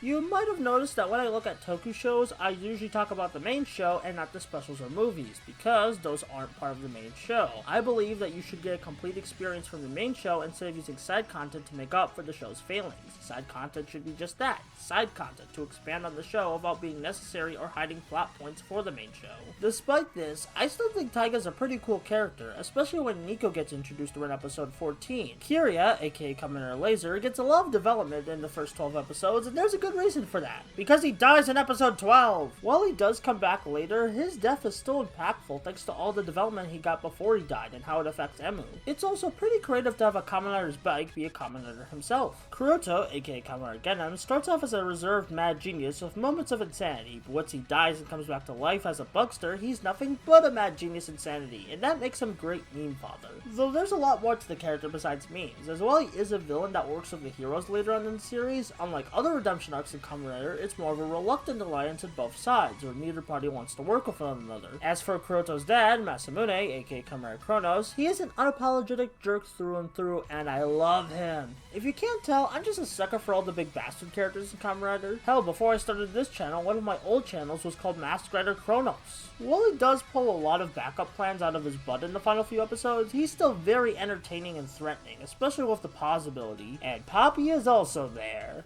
She's okay, I just got nothing else to say on her. Legit, this might be the most indifferent I felt towards a Kamen Rider character in like ever. As for aesthetics, X8 suits are very different but really good. I like the shade of pink they used along with the helmet hair that fits into the extreme motif of X8. The chibi level 1 forms that most riders have in the beginning of the series are also cute. They're unique suits that actually require different suit actors than the usual rider suit actors. The gamer driver and collectible gimmicks known as gashots are very bright and colorful, yet they somehow fit with every rider's aesthetic. The standard gashots are pretty cool, but my favorite types of gashots have to be in the 2-in-1s, which references those 2-in-1 bundle games like Mario plus Duck Hunt, or the thousands of 2-in-1s you can find on the Game Boy Advance. It's a cool concept for a toy that fits the gaming motif in a way you wouldn't expect, yet makes so much sense. Also, the final form uses Sonic and Knuckles lock-on technology. As for the suits, the Maximum Mighty X suit is my favorite suit in the show. It's so cool how X8 pilots this giant mech, and unlike other series, it's a real suit instead of CGI. Speaking of designs, I love the concept of the ride players. It puts the power of Kamen Riders into the average consumer's hands, which not only increases the stakes of Kamen Rider Chronicle being a death game where the users can die, but serves a grander thematic purpose on how precious human life is. A commonality between all the villains of X8 is their contempt for human life. The Bugsters just view everything as a game, while Masamune views the other characters as products of his creation that can easily be disposed of at any time if they don't serve a purpose. Our heroes are consistently trying to preserve or prevent any more lives from being lost, which fits perfectly into the medical motif this series has, along with gaming, as it's an interesting juxtaposition since in video games you can often respawn after you die with little consequences on your character. I know people question Toei's mixing and matching of different unrelated motifs for Kamen Rider, but this is probably the smartest theme matching they've done. Overall, coming back to rewatch X8, my first Kamen Rider show after 5 years, was a wonderful treat, as it's just as good as I remembered it. From all the smart ways it uses video game concepts like different genres, 2-in-1 packs, pausing, invincibility, and more in its power-ups and suit themes, to the ever-twisting story. This is a great series that appeals to newcomers while still providing neat twists on the Kamen Rider formula for longtime fans, like any good new entry of an ongoing franchise should do. X8 gets a high recommendation from me. Oh shit, I forgot Graphite!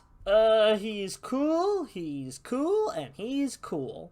That's all I got. It's intermission time the next. We're almost at the end of this massive undertaking, but first, let's take a breather with some anecdotes of the shows not from me. Hi, I'm gonna be talking about Kamen Rider Double and why it's really cool.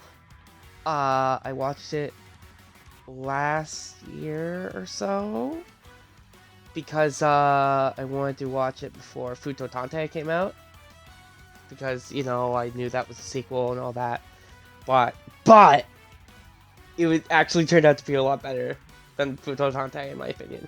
See, because there's this guy and he's like his name's Shodro. And he's half boiled. He's not completely hard boiled yet. He's only half boiled. But then the other half is the super intelligent, green-haired, probably non-binary person named Philip, and he has fucking Wikipedia in his brain, which is amazing. And they both use this little belt thing, and it goes Cyclone, Joker, and then that's when they turn into Double, and they have these Gaia memories, and they're like drugs on USB drives that turn people into monsters. That's the fucking coolest shit ever.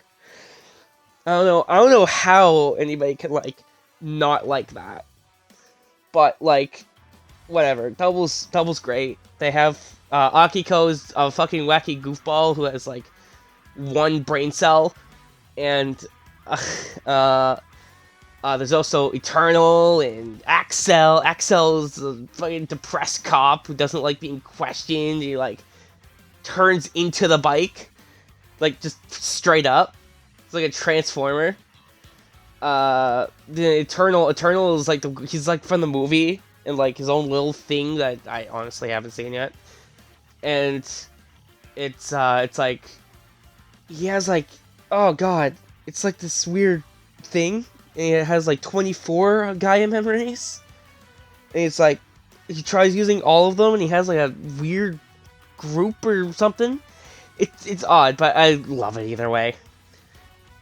There's also the Villains Museum with Clay Doll and a bunch of the other ones. It's been a while since I watched Double, so yeah, Double's great. I fucking love it.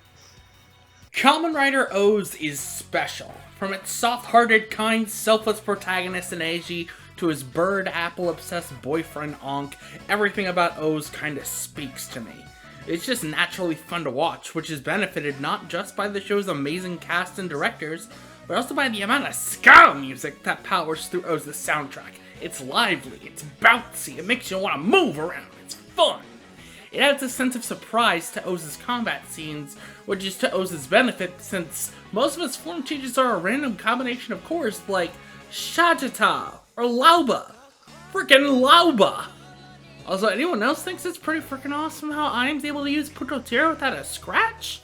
Listen, it may have its problems, but Superhero Tyson's a rad popcorn flick. Hi, Tim Shields, Zaia America.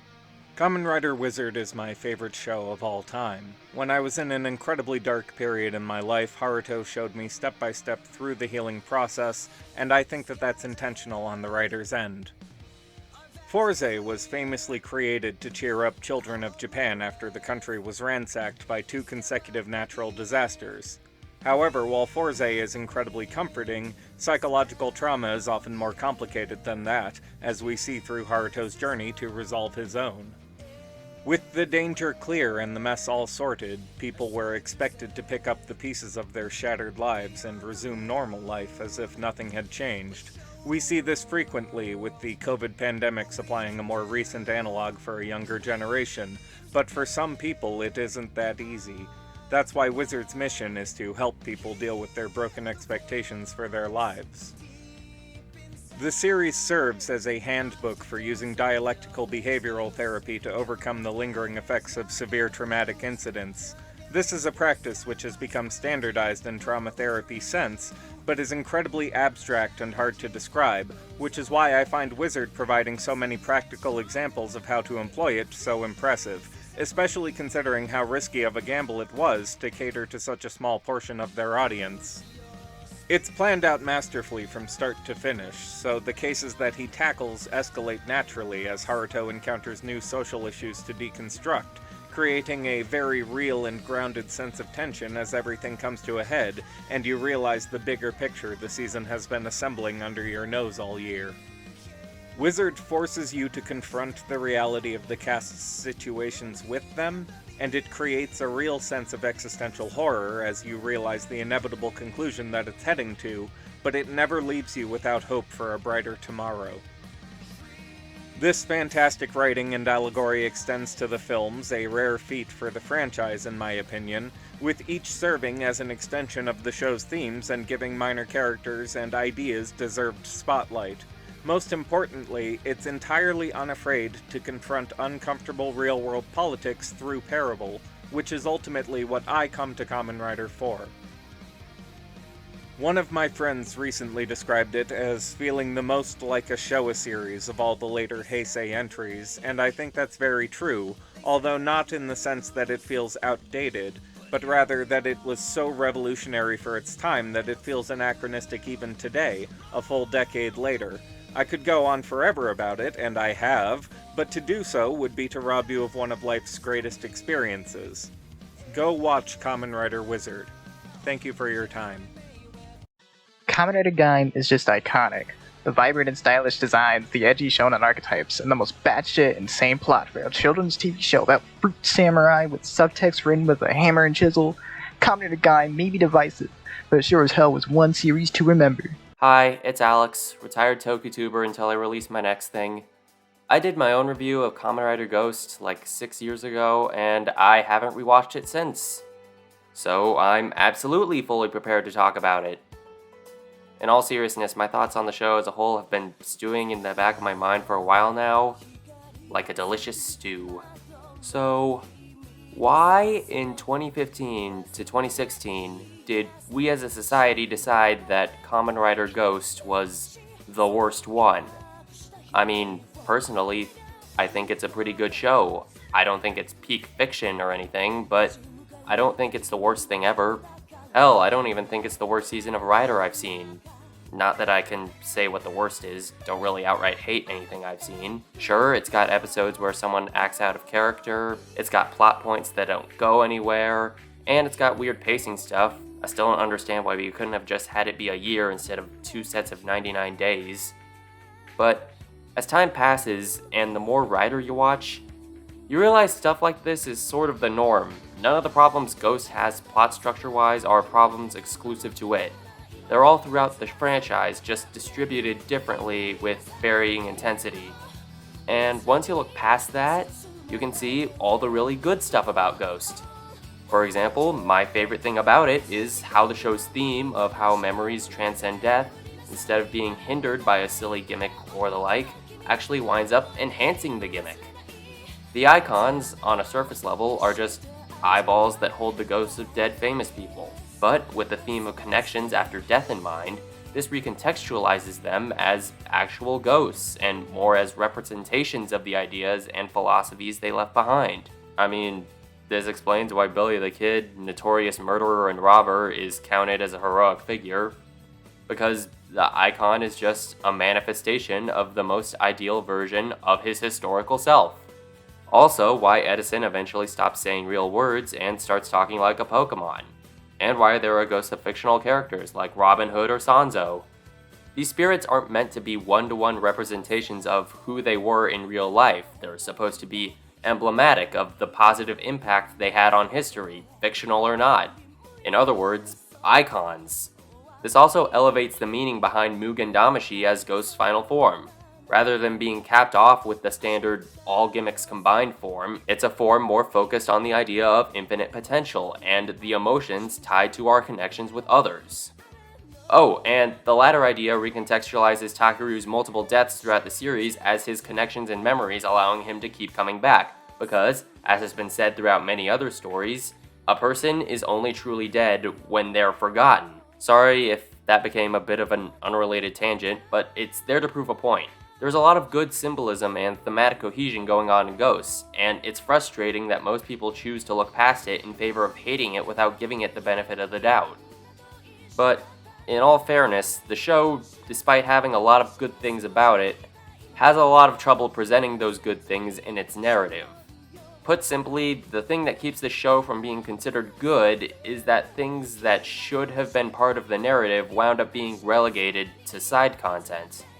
But unlike more recent seasons where it's done as a means of selling said side content, in Ghost, I think it was just a lack of coordination or something.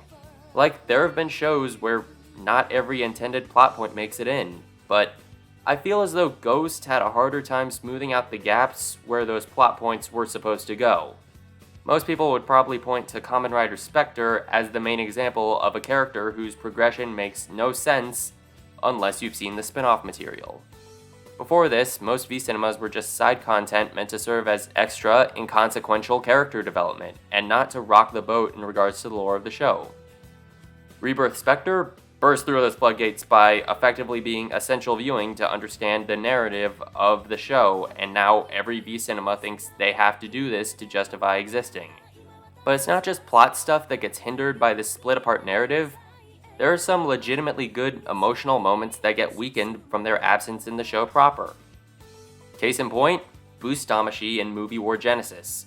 A good chunk of the film is spent focusing on the bond between Takaru and his father, so when Ghost gets his standard film power-up, it's Tokon Boost, but it's renamed as Tosan Boost, or Father Boost. Its appearance in the film recontextualizes and elevates the meaning behind the form as the manifestation of their connection.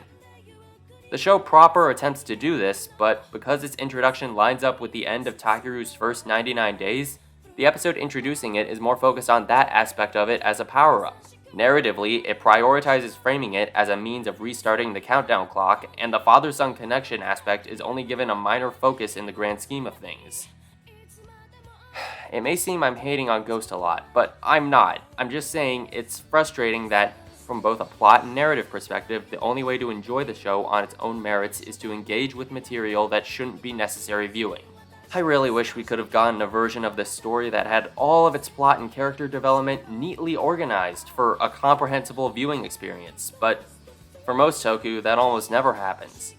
The only way I can see it happening is through a manga adaptation, but that only happens with the most popular seasons. And I don't know if you know this, but Ghost isn't that popular. Oh well, I guess all we can do is move forward and let the memory of the series inspire us to do greater things. Anyway, that's all I had to say. I have an actual video coming out eventually, whenever I can get around to finishing that character rig, and cutting up those 3 hours of audio, and summoning the mental strength to do it. It'll be 10 minutes long, and come out in 2027. I think for me, in amongst the countless things I love about Geo, the way that the core plot involving Sogo's dream and eventual ruling as Omageo colors the relationship he has with Gates and Tsukiyomi might be one of my favorite aspects of the series.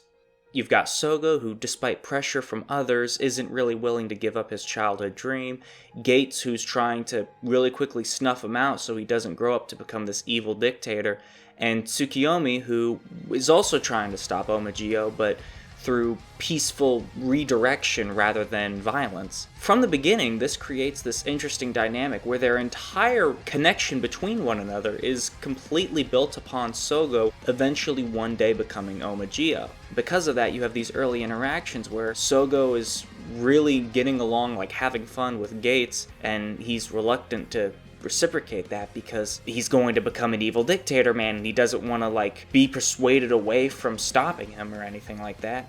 And you have Tsukiyomi, who's trying to reinforce Sogo to not become Omageo and also try to keep Gates from doing anything rash. And slowly, as it goes on, they feel more confident that Sogo might be able to get through this without becoming Omageo, that things might actually change.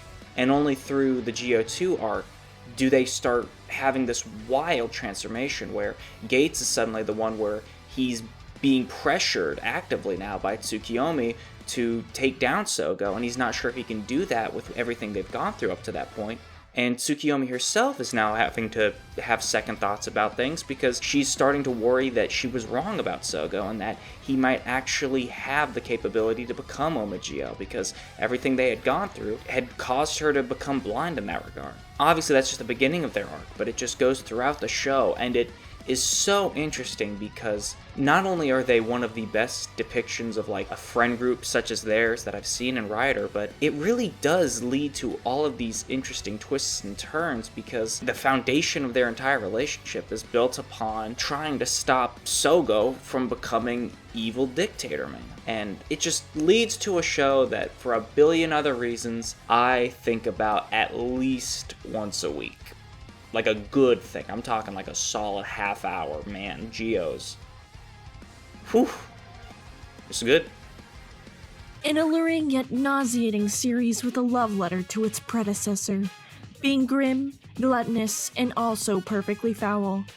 Kamen Rider Amazons has an excellent macrame cast of characters, such as Is RAW, I Refuse to Take My Meds, Your Average Chess Player, and McDonald's Dollar Hamburger. You also can't forget its action-packed fight scenes with the iconic Kamen Rider Mexico filter and all its desaturated green glory. If you have a taste for mysterious meat found on the floor and are in need of expert pest control, Kamen Rider Amazons is the perfect series for you. When a series like Kamen Rider has been going for so long and changing out themes every year, it can be easy to feel like the franchise is starting to get a bit stale and running out of ideas, which is why it's important to have a massive shakeup every once in a while, like taking your motorcycle riding vigilante hero and making him a cop with a car. Hi, I'm the Vacuuminator, and this is an intercut segment about Kamen Rider Drive. Boo! Lame! Kamen Rider Drive sucks, brother. Don't you know it's nothing but propaganda, dude? Tomari Shinosuke is no better than your average jackbooted thug, Jack. And don't even get me started on Go. Shut up, Kiva! Drive is a great series that actually uses its characters to explore real issues that exist within the actual Japanese police force, like prejudice and corruption. I was there watching this show as it aired in 2014, eagerly awaiting the subs each week and discussing characters with people online. So you can't just come in now and tell me to throw the baby out with the bathwater. Sure, Drive has its problems. It's mostly an ad for a lackluster line of gimmick toys early on. Shinosuke's character arc tends to take a backseat at weird points in the series. Kiriko probably should have become a writer. And outside of a few suits like Wild, Trideron, Mach, Speed, and its many repaints, most of the suits in the series just aren't to my taste. Sure, Drive has its problems. It's mostly an ad for a line of lackluster gimmick toys early on. Shinosuke's character arc tends to take a backseat at weird points in the series. Kiriko probably should have become a writer at some point. And most of the suits just aren't to my taste outside of Wild, Trideron, Mach, Speed, and its many repaints. But at the same time, you have good far outweighing bad for me, with stuff like the entire Nira arc, the tragic storylines of the main Roid Mutes, Bono being the biggest bastard I'd seen in Toku up to that point, Go being an amazingly accurate interpretation of what it's like to have a fuckboy friend, Chase being the best robot who wants to be more human character since Data from Star Trek, and the frankly crazy good music this series has to offer. Unlimited Drive, Full Throttle, Don't Lose Your Mind, Surprise Drive, Spinning Fucking Wheel. Dude, if you can't jam out to those last two, then I'm not sure I'd call you my friend. Look, I'm not trying to convince you Drive is a perfect 10 out of 10 must-watch series. It's just one I really dig and think has gotten a bad rap in recent years, and I hope you'll give it a shot if you haven't already. So one of these days, do me a favor. Start your engine, get your brain in top gear, and give Kamen Rider Drive a watch. And don't forget to subscribe to my channel too.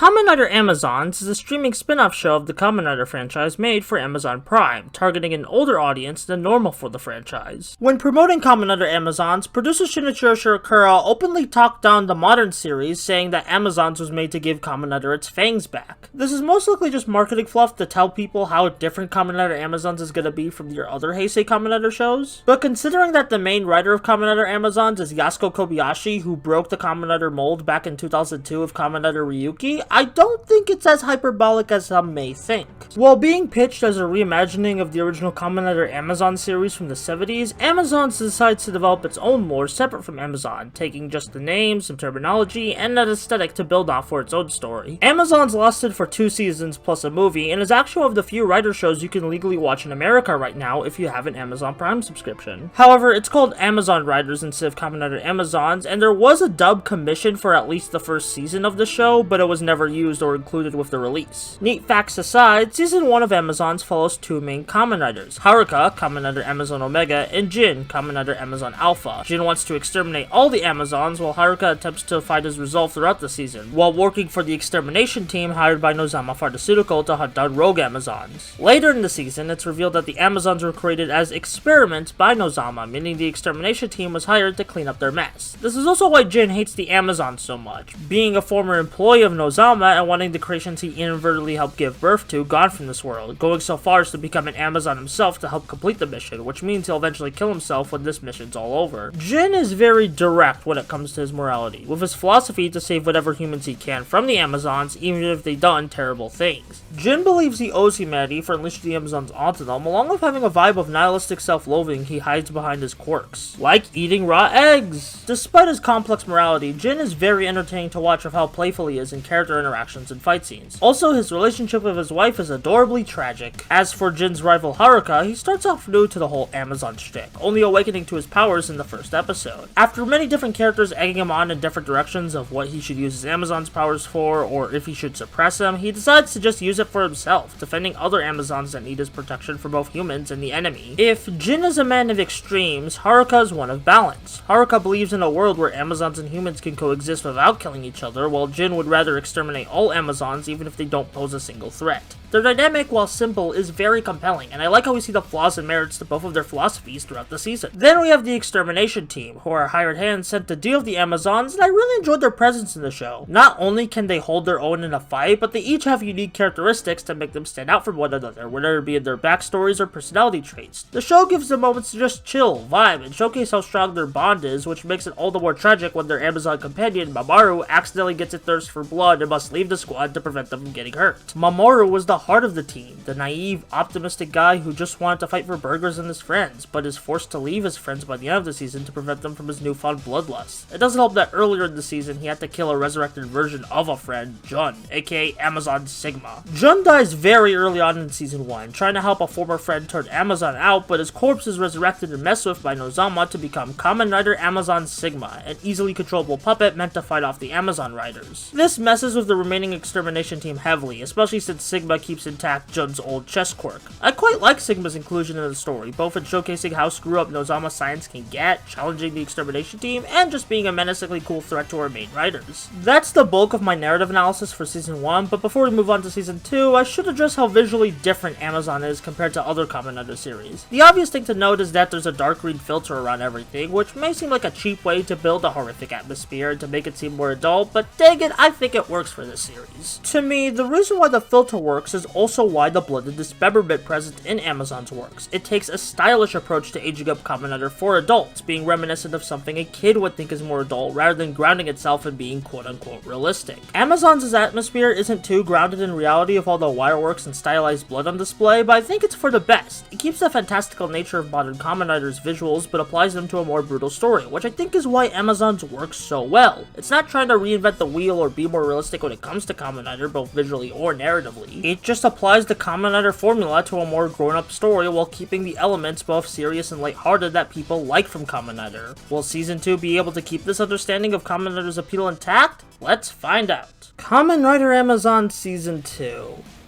I don't hate it, but I didn't love it as much as Season 1. I'd still call it good, but there's just some things I couldn't vibe with. On a technical side, there's an increased amount of blood and gore in Season 2, which depending on your taste will either be a positive, because yay, more blood and guts, or negative, because you're queasy to an excessive amount, or you just become numb to it. I personally don't mind it, and I think it leads to some cool visuals every now and then, though I do see why some might find it excessive. But on the writing side, our protagonist for Season 2 is not Haruka or Jin, it's Chihiro, aka Kamen Rider Amazon Neo. Chihiro's a young Amazon who's kinda just floating through life, doing whatever his friends tell him to do, until he finds someone to relate to in Iu, a dead human revived as an Amazon. She can feel nothing and is basically a walking weapon at this point, yet Chihiro finds something appealing in her. However, the duo soon become the target of Nozama and the returning Amazon Riders, since Chihiro is the origin of a new Amazon virus and Iu's already dead. Chihiro and Iu want to be more human, they want to live, but the duo's mere existence is harming others and they need to be stopped. Fate must be done. Encouraging the two's quest on wanting to be human is arguably the most normal character in Amazon's, Hiroki. He's just a really charming guy and is vital to Chihiro and Iu's development. Super glad his actor got to be a proper Kamen Rider in Kamen Rider Build. As for how the returning characters fare, we see Jin further descend into madness throughout his storyline. Seeing Haruka confident with his resolve is really rewarding after seeing Season 1, while expanding on some of the consequences of his resolve with Mamoru's betrayal, which I initially was hesitant on, but given the circumstances and the 5-year time skip, I can buy it and they do good heartbreaking stuff with it. Overall, while I think Season 2 isn't as good as Season 1, I still enjoyed myself quite a bit with it. The new characters were interesting while still playing around with the grey morality theming Season 1 established, and the fallout of Jin and Haruka's resolve from the end of Season 1 is very fascinating. Amazon Season 2 is a good follow-up, but it just didn't click with me like Season 1 did.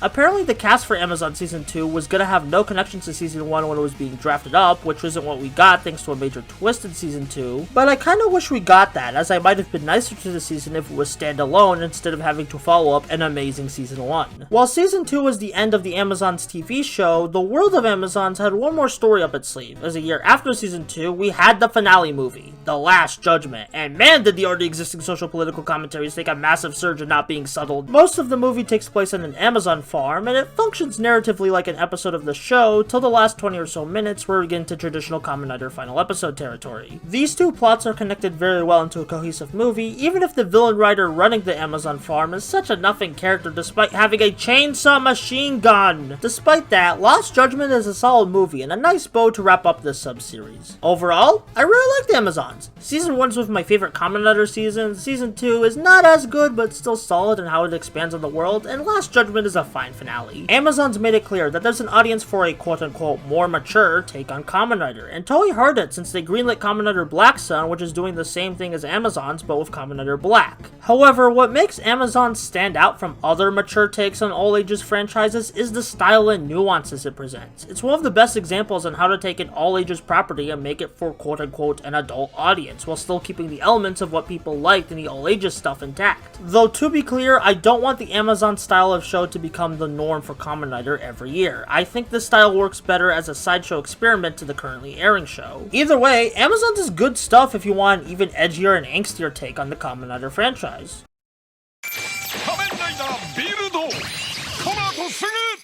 Kamen Rider Build is a show that feels like a grand culmination of everything great about the franchise, and that's because it was designed to be that way from its conception according to one of the producers, Takahito Omori. From the show airs core themes of being a hero of justice in spite of the setbacks, the dramatic weight and impact of early Heisei, and the wacky comedy plus pleasing aesthetics of later Heisei, the show mixes and matches elements from each era of Kamen Rider to make something truly special. Shogo Muto wrote every episode and movie for Build, and this is his first and currently only tokusatsu credit, though he's written for other Japanese dramas before, such as Denshin Okuto or Train Boy. Major spoiler warning, as this show is nearly impossible to talk about spoiler-free with the amount of twists and turns it contains. I highly encourage you to watch Kamen Rider Build before watching this analysis, because I'm going to be spoiling nearly every major plot beat this show has to offer, and I really want you guys to watch it blind so the twists and turns hit harder. All good?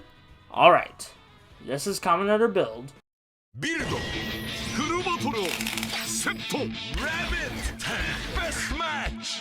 Lever を回して変身サート Rabbit 10 デラックスビルドドライバーゴリラボンドセットも10 years ago, on an expedition to Mars, an astronaut found Pandora's box and took it back to Earth. However, the same astronaut touched the box, which created the Skywall, dividing Japan into 3 nations: Toto, Seito, and Hokuto. In the present day, monsters known as Smash are raging around in Toto. However, a mysterious Kamen Rider has been combating them in secret. The writer's civilian identity is that of Sento Kiryu, an egotistical genius physicist who studies Pandora's box at the request of Toto's government. Sento gains new powers for Build by defeating and absorbing Smash's essence, and giving them to a young girl known as Misora, who has the mysterious gift for purification. The two live in a cafe with its eccentric owner and Misora's father, Soichi. However, Sento has amnesia, as he doesn't remember anything before Soichi found him and took him in a year before the series began. The story properly begins when Sento meets Banjo Ryuga, a former boxer and wanted convict for the murder of renowned scientist Takumi Katsuragi. In the middle of the confrontation, a Smash appears, which gives us the full debut fight of Kamen Rider Build.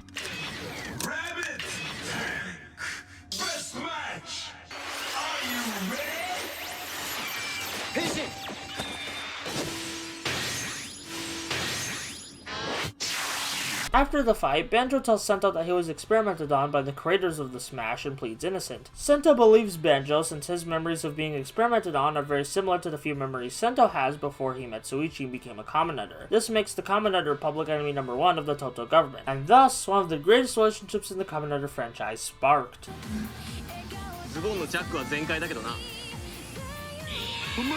This is how Build begins, and oh boy, what a beginning it is. In one episode alone, we've established Mars, Pandora's box, political tension between the divided nations of Japan, an amnesiac protagonist, and a convicted secondary protagonist. Despite all this dramatic weight in the plot, the show still makes time for funny jokes and character interactions to make the audience care about the characters when the drama starts hitting hard.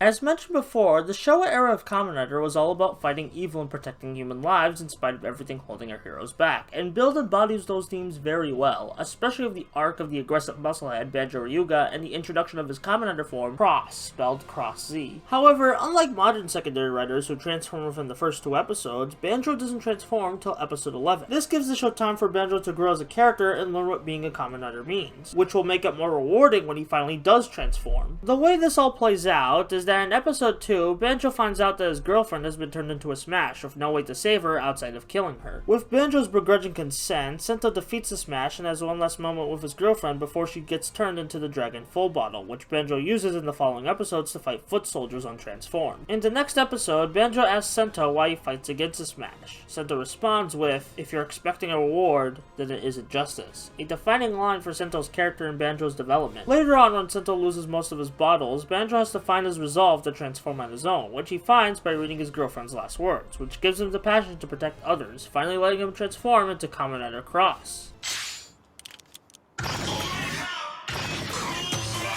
Hissing!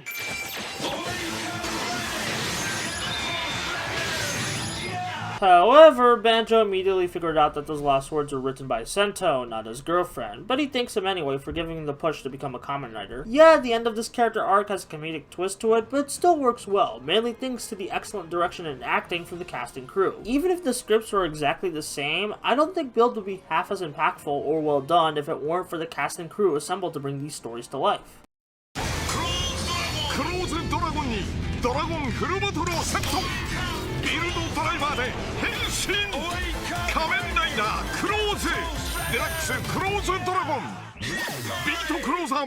But enough about those pesky emotions, let me gush about how aesthetically pleasing Build is. Kamen Rider Build transforms by inserting 2 full bottles into the driver. One bottle is based on a living thing, and the other is based on a non-living thing. While Build can mix and match these bottles, he's more inclined to use a best match form, which includes stuff like Build's base form, Rabbit Tank, and secondary forms like Hot Gatling and Ninja Comic. And that's not even a quarter of the forms Build can access from just the full bottles. He might be one of the most versatile riders when it comes to power sets and forms. My personal favorite forms are Rabbit Tank, Ninja Comic, Panda Rocket, and Pirate Train. A detail I appreciate is that before Cross's debut, Sento used the Dragon Full Bottle for himself for the Dragon Lock form, and the dragon parts of that form's design are from the Cross suit. Cross also has a great design, but I don't got much else to say other than that. On that note, let's get back to the feels train.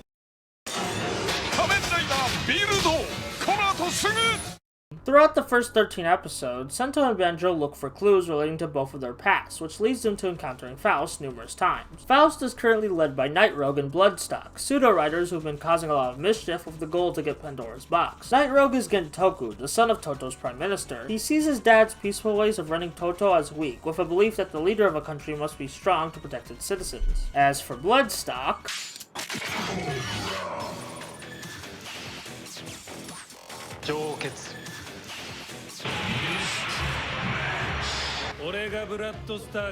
Soichi has been using Sento all along to purify the full bottles. This was because Misora wouldn't do it anymore after learning of Faust's intentions. Soichi taunts Sento with the notion that he's been playing Kamen Rider rather than being an actual hero of justice. Sento rejects these platitudes and uses a brand new power-up called Rabbit Tank Sparkling, aka Kamen Rider Pepsi Man, to chase Bloodstock away for a while. I'd also like to mention that in a later episode, Misora finds Soichi stealing the data for a new driver Sento was building called the Splash Driver. They have a touching moment of remembering the good times. After Soichi leaves, Misora begins to cry, as she realizes that her father has betrayed her. Build already had emotionally tear-jerking moments before, but this is when it started to hit into overdrive. Yeah, it was obvious that something was up with Soichi, but to me, the way the scene is written and directed matters more than a predictable twist. Also, Bloodstock is just brimming with charisma that makes any scene he's in golden.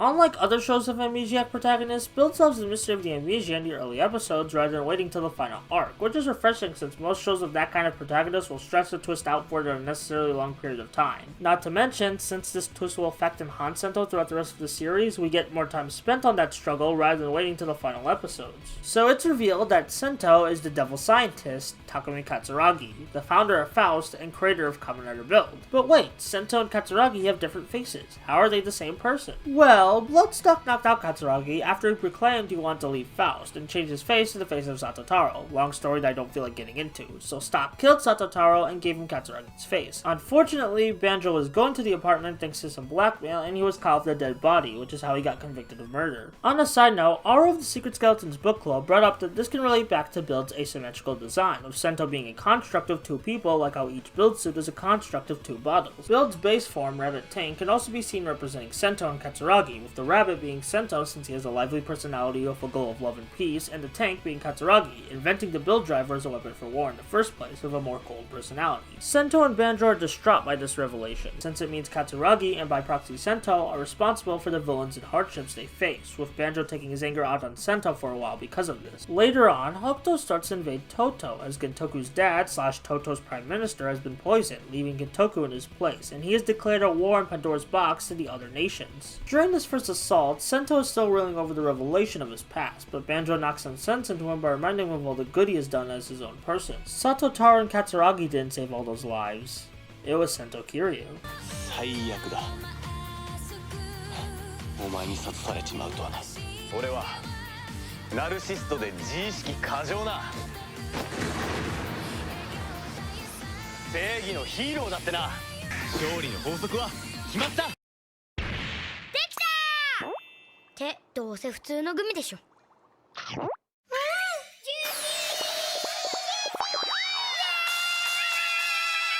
面ライダーグミ大発明。 The first arc of Kamen Rider Build was near perfection for me and many other viewers. The action, top-notch, the character drama, intense, the story, consistently engaging. So the second arc had some big shoes to fill. So did it? Well, that's debatable, as I've seen people say that this sword build started to decline in quality, while others saying that this is where the show peaked. These are all different yet valid opinions to have, but since this is my analysis, you'll be hearing the thoughts that come from my dumb brain. We all got that? Okay. 仮面ライダービルドこの後すぐ Hokuto has begun invading Toto with a trio known as the Crows. These guys can transform into Smash, however, they can freely control themselves in those forms as opposed to normal Smash. They kick Sento and Banjo's butt, so Banjo takes the Splash Driver to get an upper hand on the Crows. The Splash Driver was another one of Katsuragi's old weapons that Sento rebuilt, and he uses jellies rather than full bottles, continuing the drink theming as in Japan there's jelly-like drinks that are very popular. Sento and Banjo defeat the Crows, but the boss of them, Kazumi, steps in with his own Splash Driver made from the blueprints Bloodstock stole.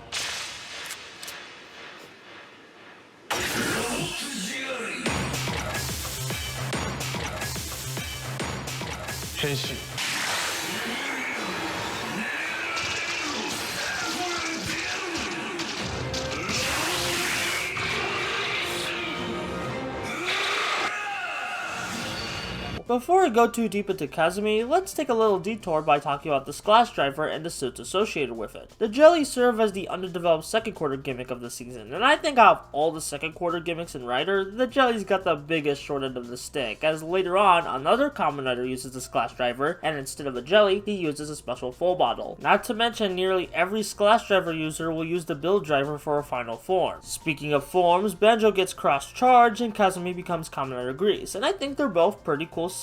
I know a lot of people hate Cross Charge and consider it a downgrade to Cross's other suits, but I think it's still a good design, and it makes sense that it would be a departure from the other Cross suit since it uses a different belt. Back to Kazumi, he used to be a potato farmer, but the farming industry was destroyed thanks to the rise of the Skywall. This led him and a few of his workers who would become the Crows giving themselves up to become weapons of Hokuto in order to protect their farming buddies. Kazumi is a determined guy when it comes to protecting those closest to him, like the Crows, along with having a respectable moral code. Which is why it sucks that most people boil his entire character down to simp because he likes Masora a lot, when his character is much more than that, as he's just an ordinary guy thrust into a war because he felt a need to protect his community. While yes, his love for Masora is played up for laughs, there is a legit emotional reason behind it, as Masora's pop idol alter ego, Mitan, gave Kazumi and his farming buddies some escapism on their bricks, in between the strife they endured in a collapsing world. Well, that's totally pure fiction and not relatable one bit.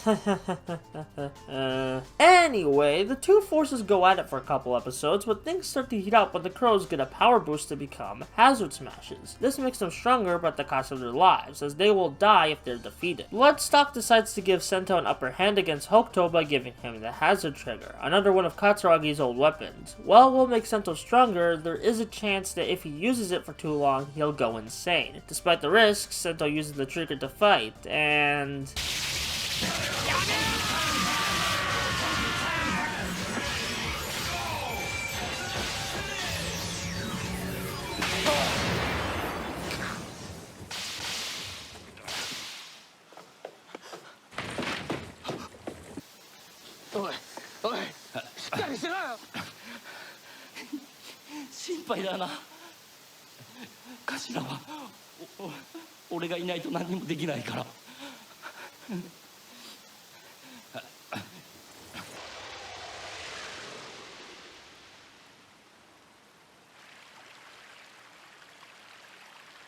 Sento falls into a state of depression, refusing to fight. Since the beginning of this arc, Sento's been reluctant to join this war since he has guilt over what he did as Katsuragi, believing the rider system shouldn't be used as a weapon for war, and with the Hazard Trigger making him kill, both him and Kazumi grieve heavily over the Crow's death, though that doesn't stop Hokuto from challenging Toto to a proxy battle, which will determine who gets to Pandora's box, with the now recovered Prime Minister asking if Sento would represent Toto in the battle, but he initially refuses, still under despair. Bloodstock finds Sento and gives him a bunch of bottles to use in the battle, along with letting Sento vent his frustrations through a fight.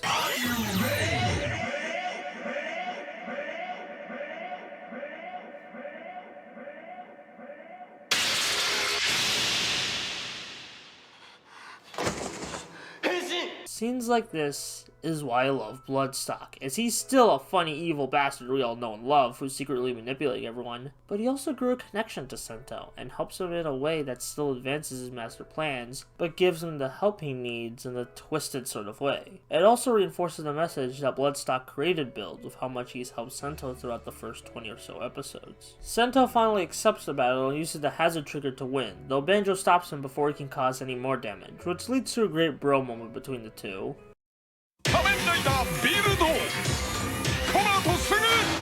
Bloodstock has been playing Hokuto like a fiddle, actually working for Sato, who takes over Hokuto with their own Kamen Rider Rogue. Wait, Rogue? That sounds similar to Night Rogue.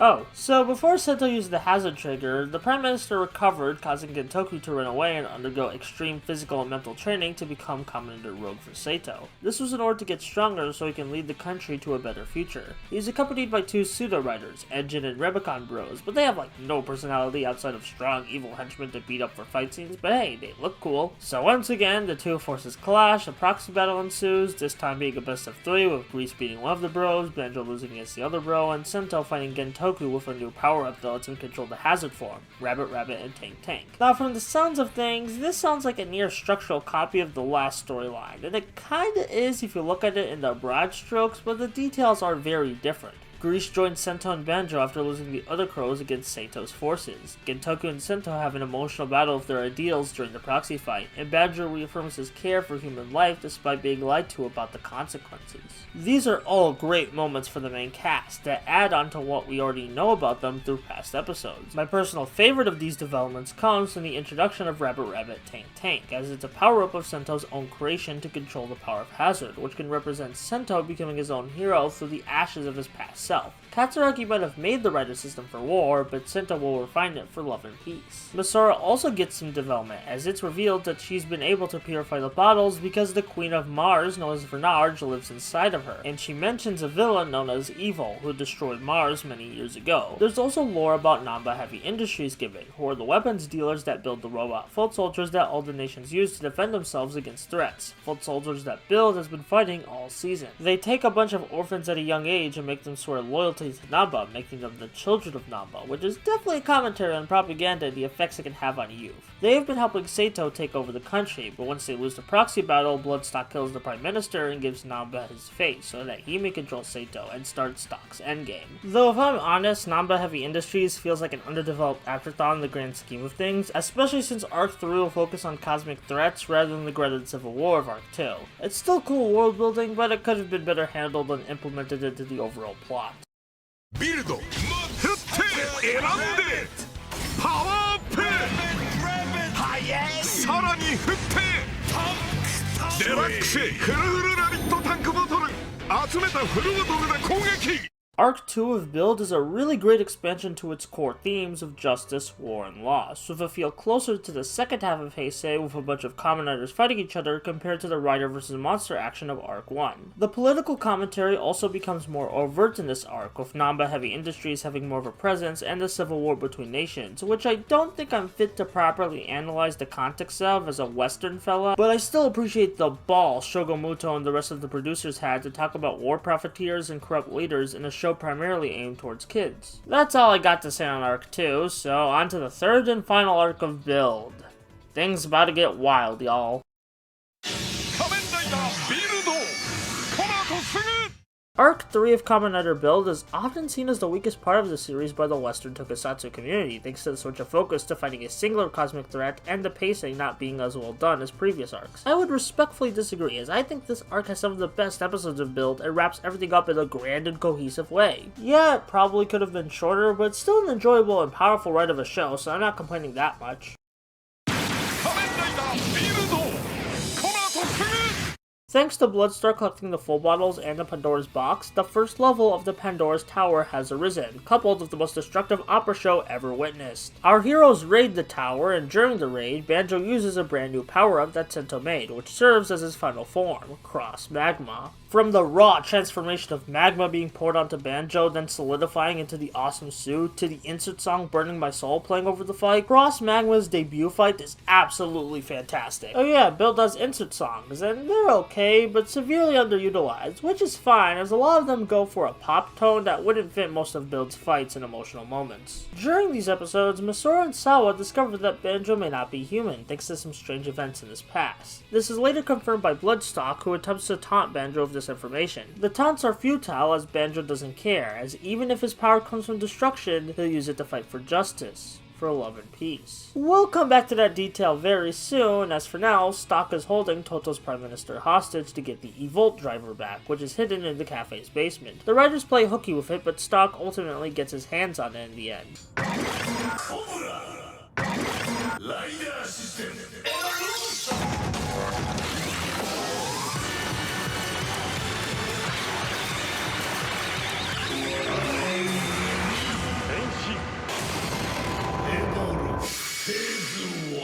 Kamen Rider E-Volt attempts to kill Gentoku, but the Prime Minister hops in to save his son at the cost of his life. Now that Evolt is debuted, it's time for an info dump of what the hell Bloodstock is. Or should I say, Evolt. As mentioned in the previous arc, Evolt is a being from another world who destroyed Mars years ago, but Vernard sealed him in Pandora's box. 23 years ago, he sent a part of himself to Earth that ended up possessing Banjo, making him part of Evolt. Then 10 years later, when Soichi went to Mars and found Pandora's box, Evolt possessed him and attempted to open it on Earth, which created the Skywall. So throughout the next few episodes, Evolt possesses both Santo and Banjo to get more powerful, which lets him gain new forms based on their powers, till he unlocks his ultimate form, Evolt Black Hole, which looks familiar to something, but I don't know what.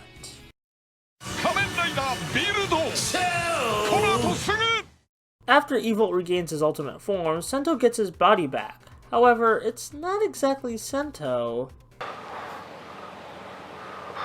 俺は桂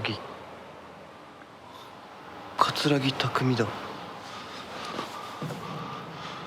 Compared to the snarky yet well-meaning Sento, Katsuragi's cold, reserved, and blunt, with a belief that friends will just make everything worse. The episodes of Katsuragi are a fascinating deep dive into a character we've only seen via flashbacks, getting to know him better and see how he interacts with the rest of the cast. In particular, it's interesting to see how he interacts with Gentoku given the shared history between the two. Between all of this, Evolt kills the head of Namba and presents an ultimatum to one of Namba's loyalists, Utsumi, to either follow Evolt or get killed like his master. Utsumi decides to swear loyalty to Evolt and become Kamen Rider Mad Rogue. ならば答えは一つ。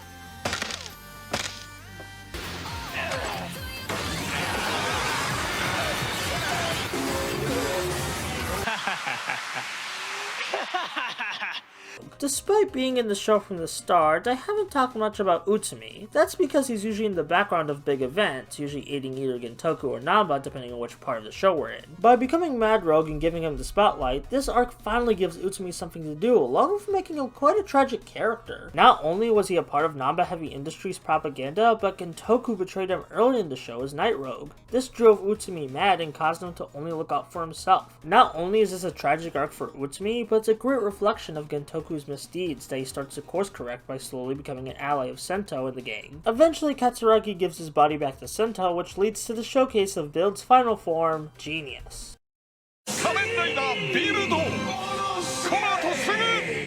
When watching Kamen Rider Build for the first time, I thought the story took a small dip in storytelling quality for a few episodes of the plotline of Katsuragi's dad becoming another Build and working for Evolt. But on this rewatch, I realized that it was foreshadowed throughout the entire arc, with talks of Sento's dad being alive. In addition, the plotline was important, as not only it progressed Sento's journey as a character, it gave him the plan to defeat Evolt in the final stretch of episodes. I also appreciate the lore tidbit that the Build driver was based on the Evolt driver, which is a cool way to explain the repaint. In addition to the epic plot stuff, this is also where we see Gentoku's love of wacky fashion come into play, which isn't really elaborated on and kinda comes out of nowhere. I personally think that this is him expressing a passion he had because he wasn't really close to any of his past partners, but now that he's allied with Team Build, he feels comfortable expressing himself and showing his true self. Or it could just be that Kensuke Mikami, who played Gentoku on the show, expressed that his daughter found him scary since he played a villain on a kid's show. Either one works.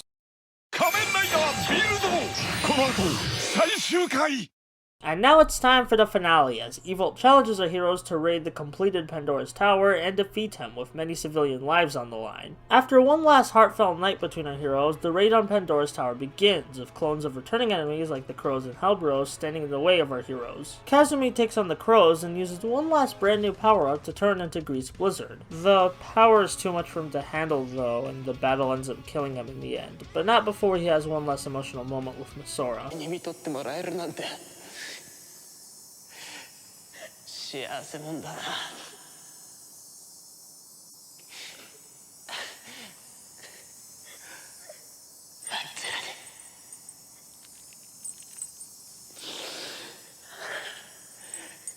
あいつらに自慢してやんねえとな Meanwhile, Utsumi defects from Evolt as it's revealed that he only joined him to eventually get revenge for Namba, but before Utsumi can get his revenge, Evolt kills him. This leads the 3 remaining Kamen Riders, Sento, Banjo, and Gentoku, 3 characters we've been following since episode 1 and whose growth have been major driving forces in this show, charged toward Evolt. They manage to weaken him at the cost of Gentoku's life, which leads to our heroes enacting their master plan. You see, Evolt can't be stopped, and is in the process of destroying the world, so the only way to defeat him is using Pandora's box to fuse the current world with another world. This would eliminate Evolt from existence and restore the world to a somewhat normal state. The fusion begins as Banjo takes Evolt into a tear of light in the sky, but that would kill him as well since he's part Evolt. Sento. Arigatou na.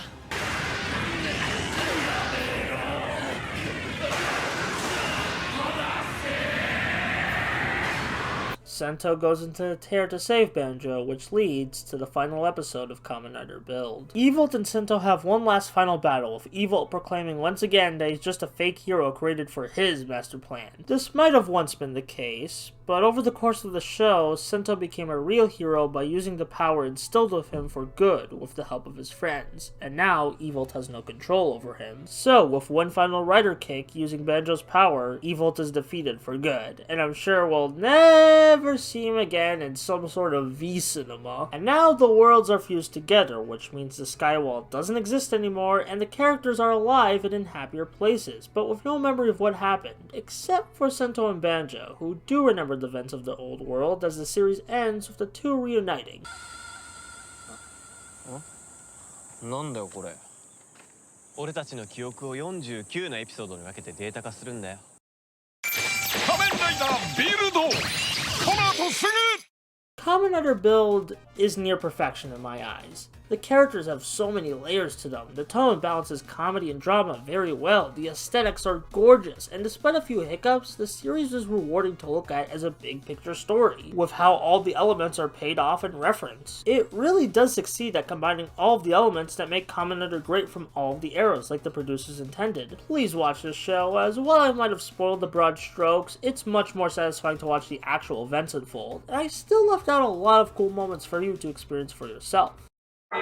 仮面ライダージオこの後すぐ In 2018, Japan's Heisei era was nearing its end, and while not much would change in how Kamen Rider is produced from Heisei to the upcoming Reiwa era, Toei still wanted to celebrate the conclusion since Heisei marked the modern revitalization of Kamen Rider for a new generation of viewers. So, to celebrate 20 main Heisei Kamen Rider shows, we have the anniversary season Kamen Rider Gyo to close out the Heisei era. Kamen Rider Gyo stars Tokyo Asogo, an 18-year-old boy in the year 2018 who lives with his funny uncle at a clock shop who dreams of becoming a king. One day, he is attacked by a man from the future, Gate, who wants to kill Sogo since in 50 years he'll become Oma Gyo, the demonic overlord who will conquer the world with an iron fist. A friend of Gates, Tsukiyomi, tries a more peaceful method of altering the past by trying to convince Sogo to not take up the Gyo powers, but neither of them succeed, as by the end of episode 1, Sogo successfully transforms into Kamen Rider Gyo, though with more optimistic and altruistic intentions than what the perceived future looked like. Opposing our king-to-be is the Time Jackers, consisting of Ora, and Schwartz. They are time travelers who use the powers of past Kamen Riders to make another riders, monstrous versions of previous Kamen Riders from the Heisei era that are meant to become the new overlord. Gyo must collect the Heisei Riders' powers to defeat the Another Riders and become the king he's always meant to be, and Gates reluctantly tags along in hopes of finding the perfect moment to stop Sogo from ending the world and bringing the hellish future of 2068. Also, Woz exists. He's here to be charismatic as all hell and help Sogo on his king's quest. Since Gyo is an anniversary show, a lot of the arcs are focused on paying tribute to past Kamen Rider seasons, though Gyo has the edge over a decade of returning actors coming back to reprise their roles for the tributes. Much like my decade analysis, the bulk of this analysis will be covering what I like or didn't like about each arc, which will lead to our character and thematic dissection. So let's begin with the Build arc.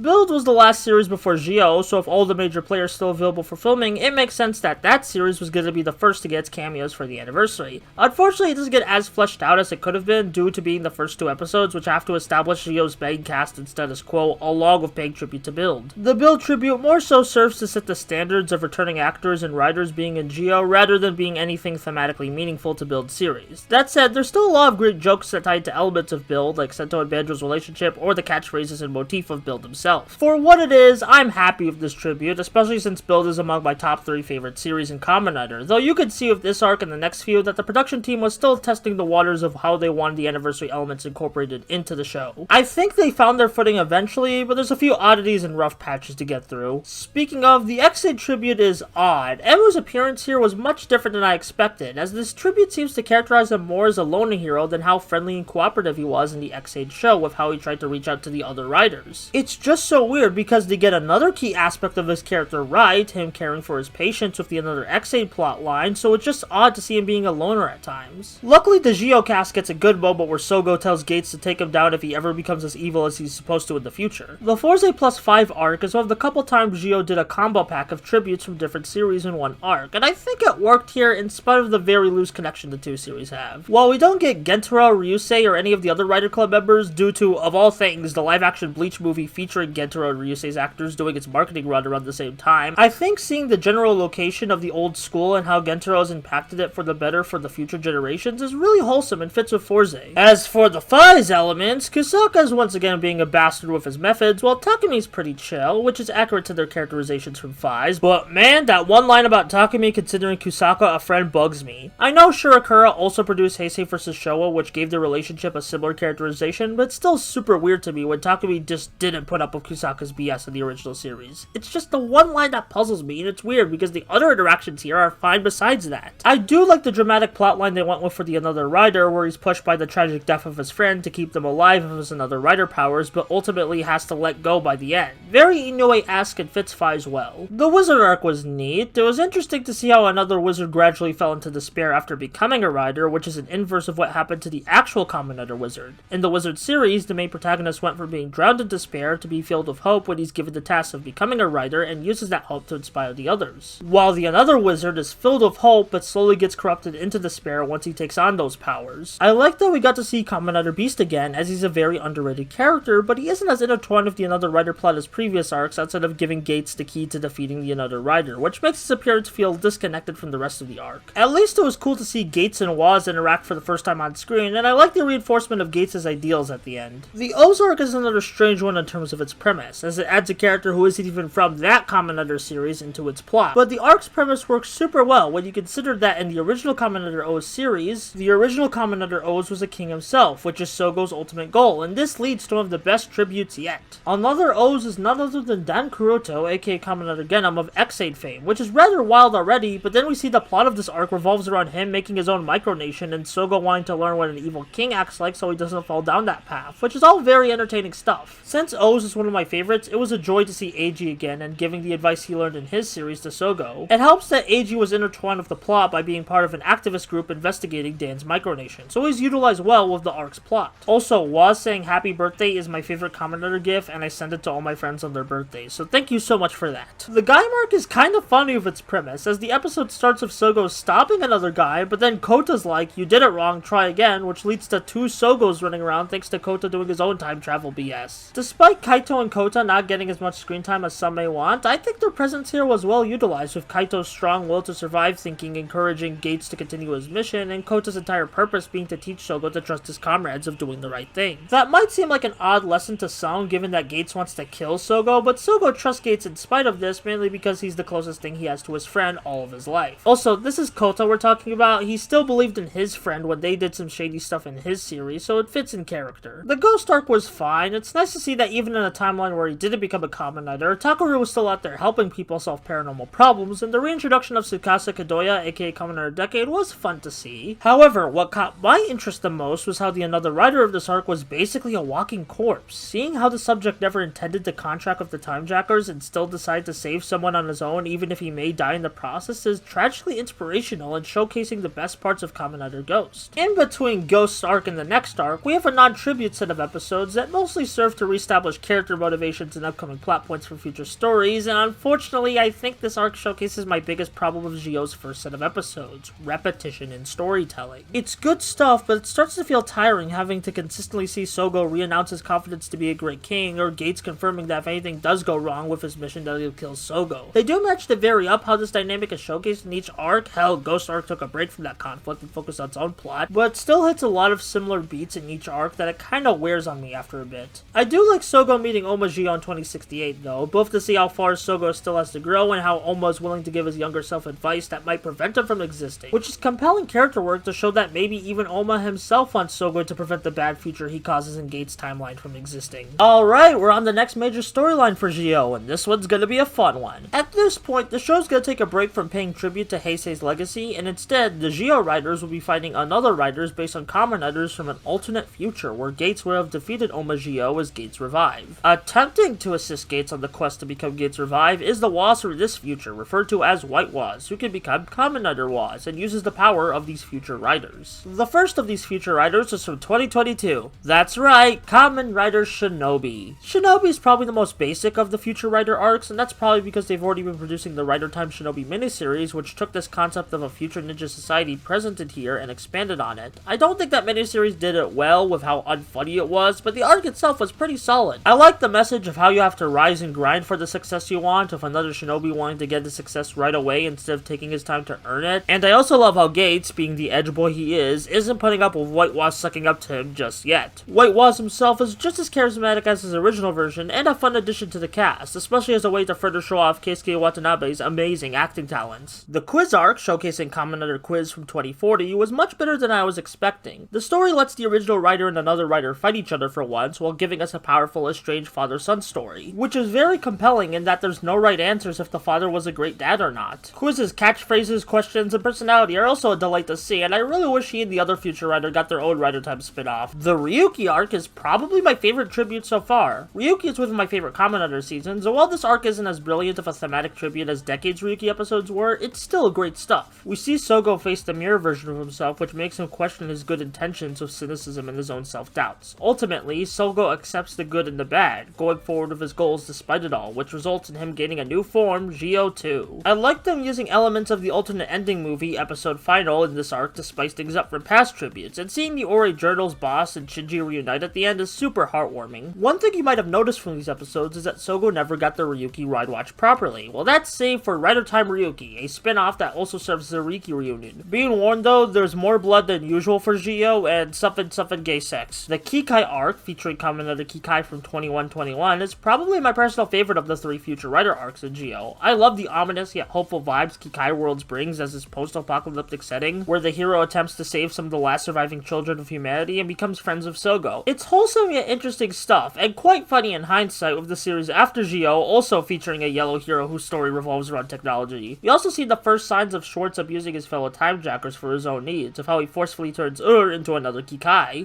Actor really sells the pain he's going through because despite being a villain, he's still just a kid who fears for his own life. To mark the halfway point of the series, we have the Another Gio arc, and a lot of stuff is happening here, mostly thanks to this being a 4-episode arc instead of 2. Gabe obtains his revived form, Tsukiyomi learns that Schwartz planned Sogo's parents dying as a test to see if he can become a king, Original Recipe Woz becomes Kamen Rider Woz after stealing the powers from White Woz, Gates and Sogo have more rivalry tension that ultimately ends in a truce, and Tsukasa's here again, still deciding if he should destroy the world of Gio. It's a bit hectic, but enjoyable, and its events give some underlying depth for White Woz. You see, being a big Gates fanboy in the future where he's the savior, he just wanted to assist him in his ascension, but his interference with this timeline ultimately led to Gates becoming closer to Sogo and finally calling him a friend, which is very funny dramatic irony. Everything would have gone the way his future said if he just didn't interfere with the current timeline and just looked toward the future, which was ultimately the message Gio gave to the Another Gio host, to look toward the future instead of dwelling in what could have happened in the past. Yeah, it's a cliche message for a time travel story, but a good one nonetheless. The Blade arc was a nice reunion of Kenzaki and Hajime from the original Kamen Rider Blade series. Also, D-End was there to promote some new toys, I guess. I do see some Blade fans being mixed on the happy ending they gave Kenzaki and Hajime compared to how bittersweet the original show's ending was, but as someone who considers Blade to be one of their favorite Kamen Rider series, I didn't mind it as much. It was more than 15 years since Blade's ending at the time of this episode's airing, so I didn't mind Gio's staff doing what they did with the original series aftermath, and I can buy that all the returning players would do the actions they did in these episodes of how melodramatic the original Blade series was. The Agito arc has a cute reuse of the Another Agito suit from the original series, cool post-series world building with the mass production G3 units, and a clever way of tying Tsukiyomi's new time tracker powers to the current arc. Soichi learned in Agito that his past doesn't define who he is today, so seeing him give that lesson to Tsukiyomi is very nice. Also, the return of the insert song Believe Yourself herself or the double trinity fight is one of the coolest moments in Geo, and I wish more classic inserts were reused or at least covers of them. The Hibiki arc with the return of Kiria from the second half of the show. The Decade Hibiki tribute already gave a lot of the fans of the first half of Hibiki the closure they wanted, so Geo's tribute serves to evolve a concept that could have been great in the second half of Hibiki, but in my opinion wasn't used to their full potential. They actually challenged Kiria's cockiness of the another Hibiki host while never outright disrespecting him or the second half, because despite the overwhelming majority hating it, they are fans of that half of Hibiki. Besides, it would have been kind of annoying to just stop the show to dump on the second half when we all should have moved past it by now. Geo is a series that loves to look towards the future, so no use dwelling on the past mistakes. Better to roll with the punches and tweak what we need for a good story. Also, playing Hibiki's first opening when Kiria becomes Hibiki is just beautiful. That's one of my favorite Kamen Rider songs, so it's very nice it got to be used one more time for this anniversary season. The Kiva arc was guest written by a good old pal, Toshiki Inoue, the head writer of Kiva, and boy, this one's quite wacky. Another Kiva was Sogo's first love from when he was a kid, and she's just insane. We also get the out-of-nowhere introduction and defeat of Kamen Rider Ginga, who gives Waz his final form. I don't know who on the production staff decided Ginga should be in the Kiva arc when his introduction would fit much better with the next arc, and that Inoue, the guy infamous for hating power-up introductions, would write it, but man, that guy has balls and I want Toei to give him a raise. The Kabuto arc is full of that good old Hell Brothers angst, and Kagami finally getting to be Kabuto after all these years, which is super rewarding to see. I'll admit though, it's one of those moments where I need to be familiar with Kabuto to get even half of its impact. There wasn't much build up to it here in Geo, too busy of Tsukiyomi's backstory and Hell Brothers Edge, but it's still super cool to see regardless. Despite Kabuto being one of my favorites, I'll admit this arc doesn't capture the core aspects I love about Kabuto, mostly because I think the Hell Brothers are the least interesting thing about that show despite them being fun edge boys, but all the Kagami bits make it worth it in the end. The Den-O arc structure and humor feels straight out of Den-O between the bittersweet Imogen plot and Taro's hijinks. It also marks the debut of Geo's final form that isn't Oma Geo, Grand Geo, as well as marking the end of the big tribute arcs. From here on out, the returning actors such as Kamen Rider Eternal and Machine Chaser are mostly going to be jobbers or bonuses instead of being important to the bigger story. As we approach the end, I feel like I need to address how the hell Sogo got Kuuga, Doubles, and Drive's ride watch because those weren't in the show proper. Double and Kuuga's watches were in the Heisei Generations Forever along with a really emotional Den-O cameo that teased the full arc we would get in the main show. Drive's watch has been in Gates' hand since the beginning of the show and was actually a plot point when Grand Geo debuted as it showcased that Sogo wasn't strong as Oma yet because he didn't get Drive's blessing properly. Sogo apparently got that blessing in the summer movie, Over Quarter, where we also saw Kamen Rider Drive's secondary, Kamen Rider Mach return. That said, I heard conflicting reports if it's an alternate timeline movie or if it takes place between episodes 43 and 44. Either way, if you want more Geo, I'd highly suggest checking these movies out. They're both a lot of fun and great final parties for the Heisei era of Kamen Rider. Back to the show proper, after a really frustrating arc with the return of another Geo as another Geo 2, who forces every character that isn't Sogo to relearn their development, we learn that Tsukiyomi and Schwartz are siblings and part of a noble family. After this revelation is brought to light, Schwartz strikes out on his own and becomes another Decade in pursuit of his own kinghood over the ruler of time and space, something which Tsukiyomi was destined for initially before Schwartz screwed up the timeline. From there, a bunch of wacky world and timeline merging BS happens that I do not care to describe every detail of, but what I do care to talk about is Tsukasa saying he'll destroy this world multiple times throughout the series and that going literally nowhere. Much like Decade the show, there was so much great build-up with no payoff at the end to Tsukasa's appearance in Geo. Let's just skip all the way to the final episode, shall we? In the last minute, Tsukiyomi becomes a Kamen Rider, and the first thing she does is fake betray everyone without telling them. After which, she gets one singular stab in on Schwartz before getting murked. Apparently, Kamen Rider Tsukiyomi was supposed to happen much earlier, but didn't, and now we're left with this really cool suit whose debut series uses it in the worst way possible. Anyway, in the big final battle, Gates dies, calling Geo a true buddy and telling him to do what he needs to do in order to stop Schwartz. And then,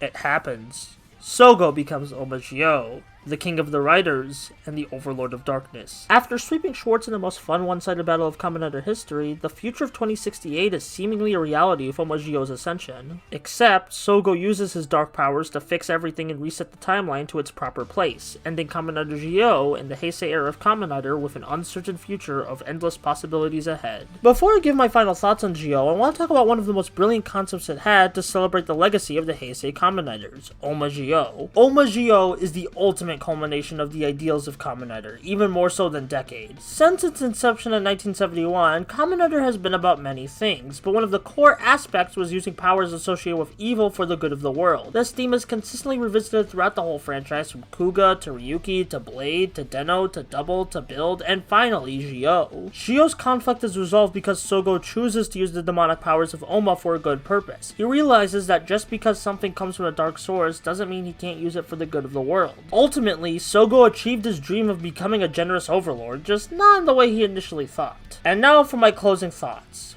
For all its faults of inconsistent rules, some repetition, and a messy final arc, Kamen Rider Gyo still means a lot to me, specifically in how I analyze media. I used to hyperbolically hate every single aspect about this show because I took the opinions of negative stop having fun guys who critiqued everything based on things like continuity and power levels rather than stuff that actually matters. I looked at the show at a surface level rather than thinking about it in my own creative yet critical way. And honestly, there's still elements of Gyo I hate, especially towards the end, but I found many more things to love over the years. Sogo has grown into becoming one of my favorite writer protagonists for how adorable he can be while still carrying his own inner struggles. I even found Gates much more likable on this viewing. Yeah, he's a simple, headstrong character, but he's a well-done, simple, headstrong character in my opinion. I had a fun time with Gyo, and it was really rewarding to watch after having seen the previous 19 Heisei series beforehand so I could fully understand all the references and legacy story beats. And with that, I've now analyzed every Heisei Kamen Rider show. I love this franchise so much, it's one of my favorite things ever, and I hope these analyses have made it clear why I feel the way I do. Whatever your status as a fan of this franchise is, I hope you all find some way to enjoy Kamen Rider.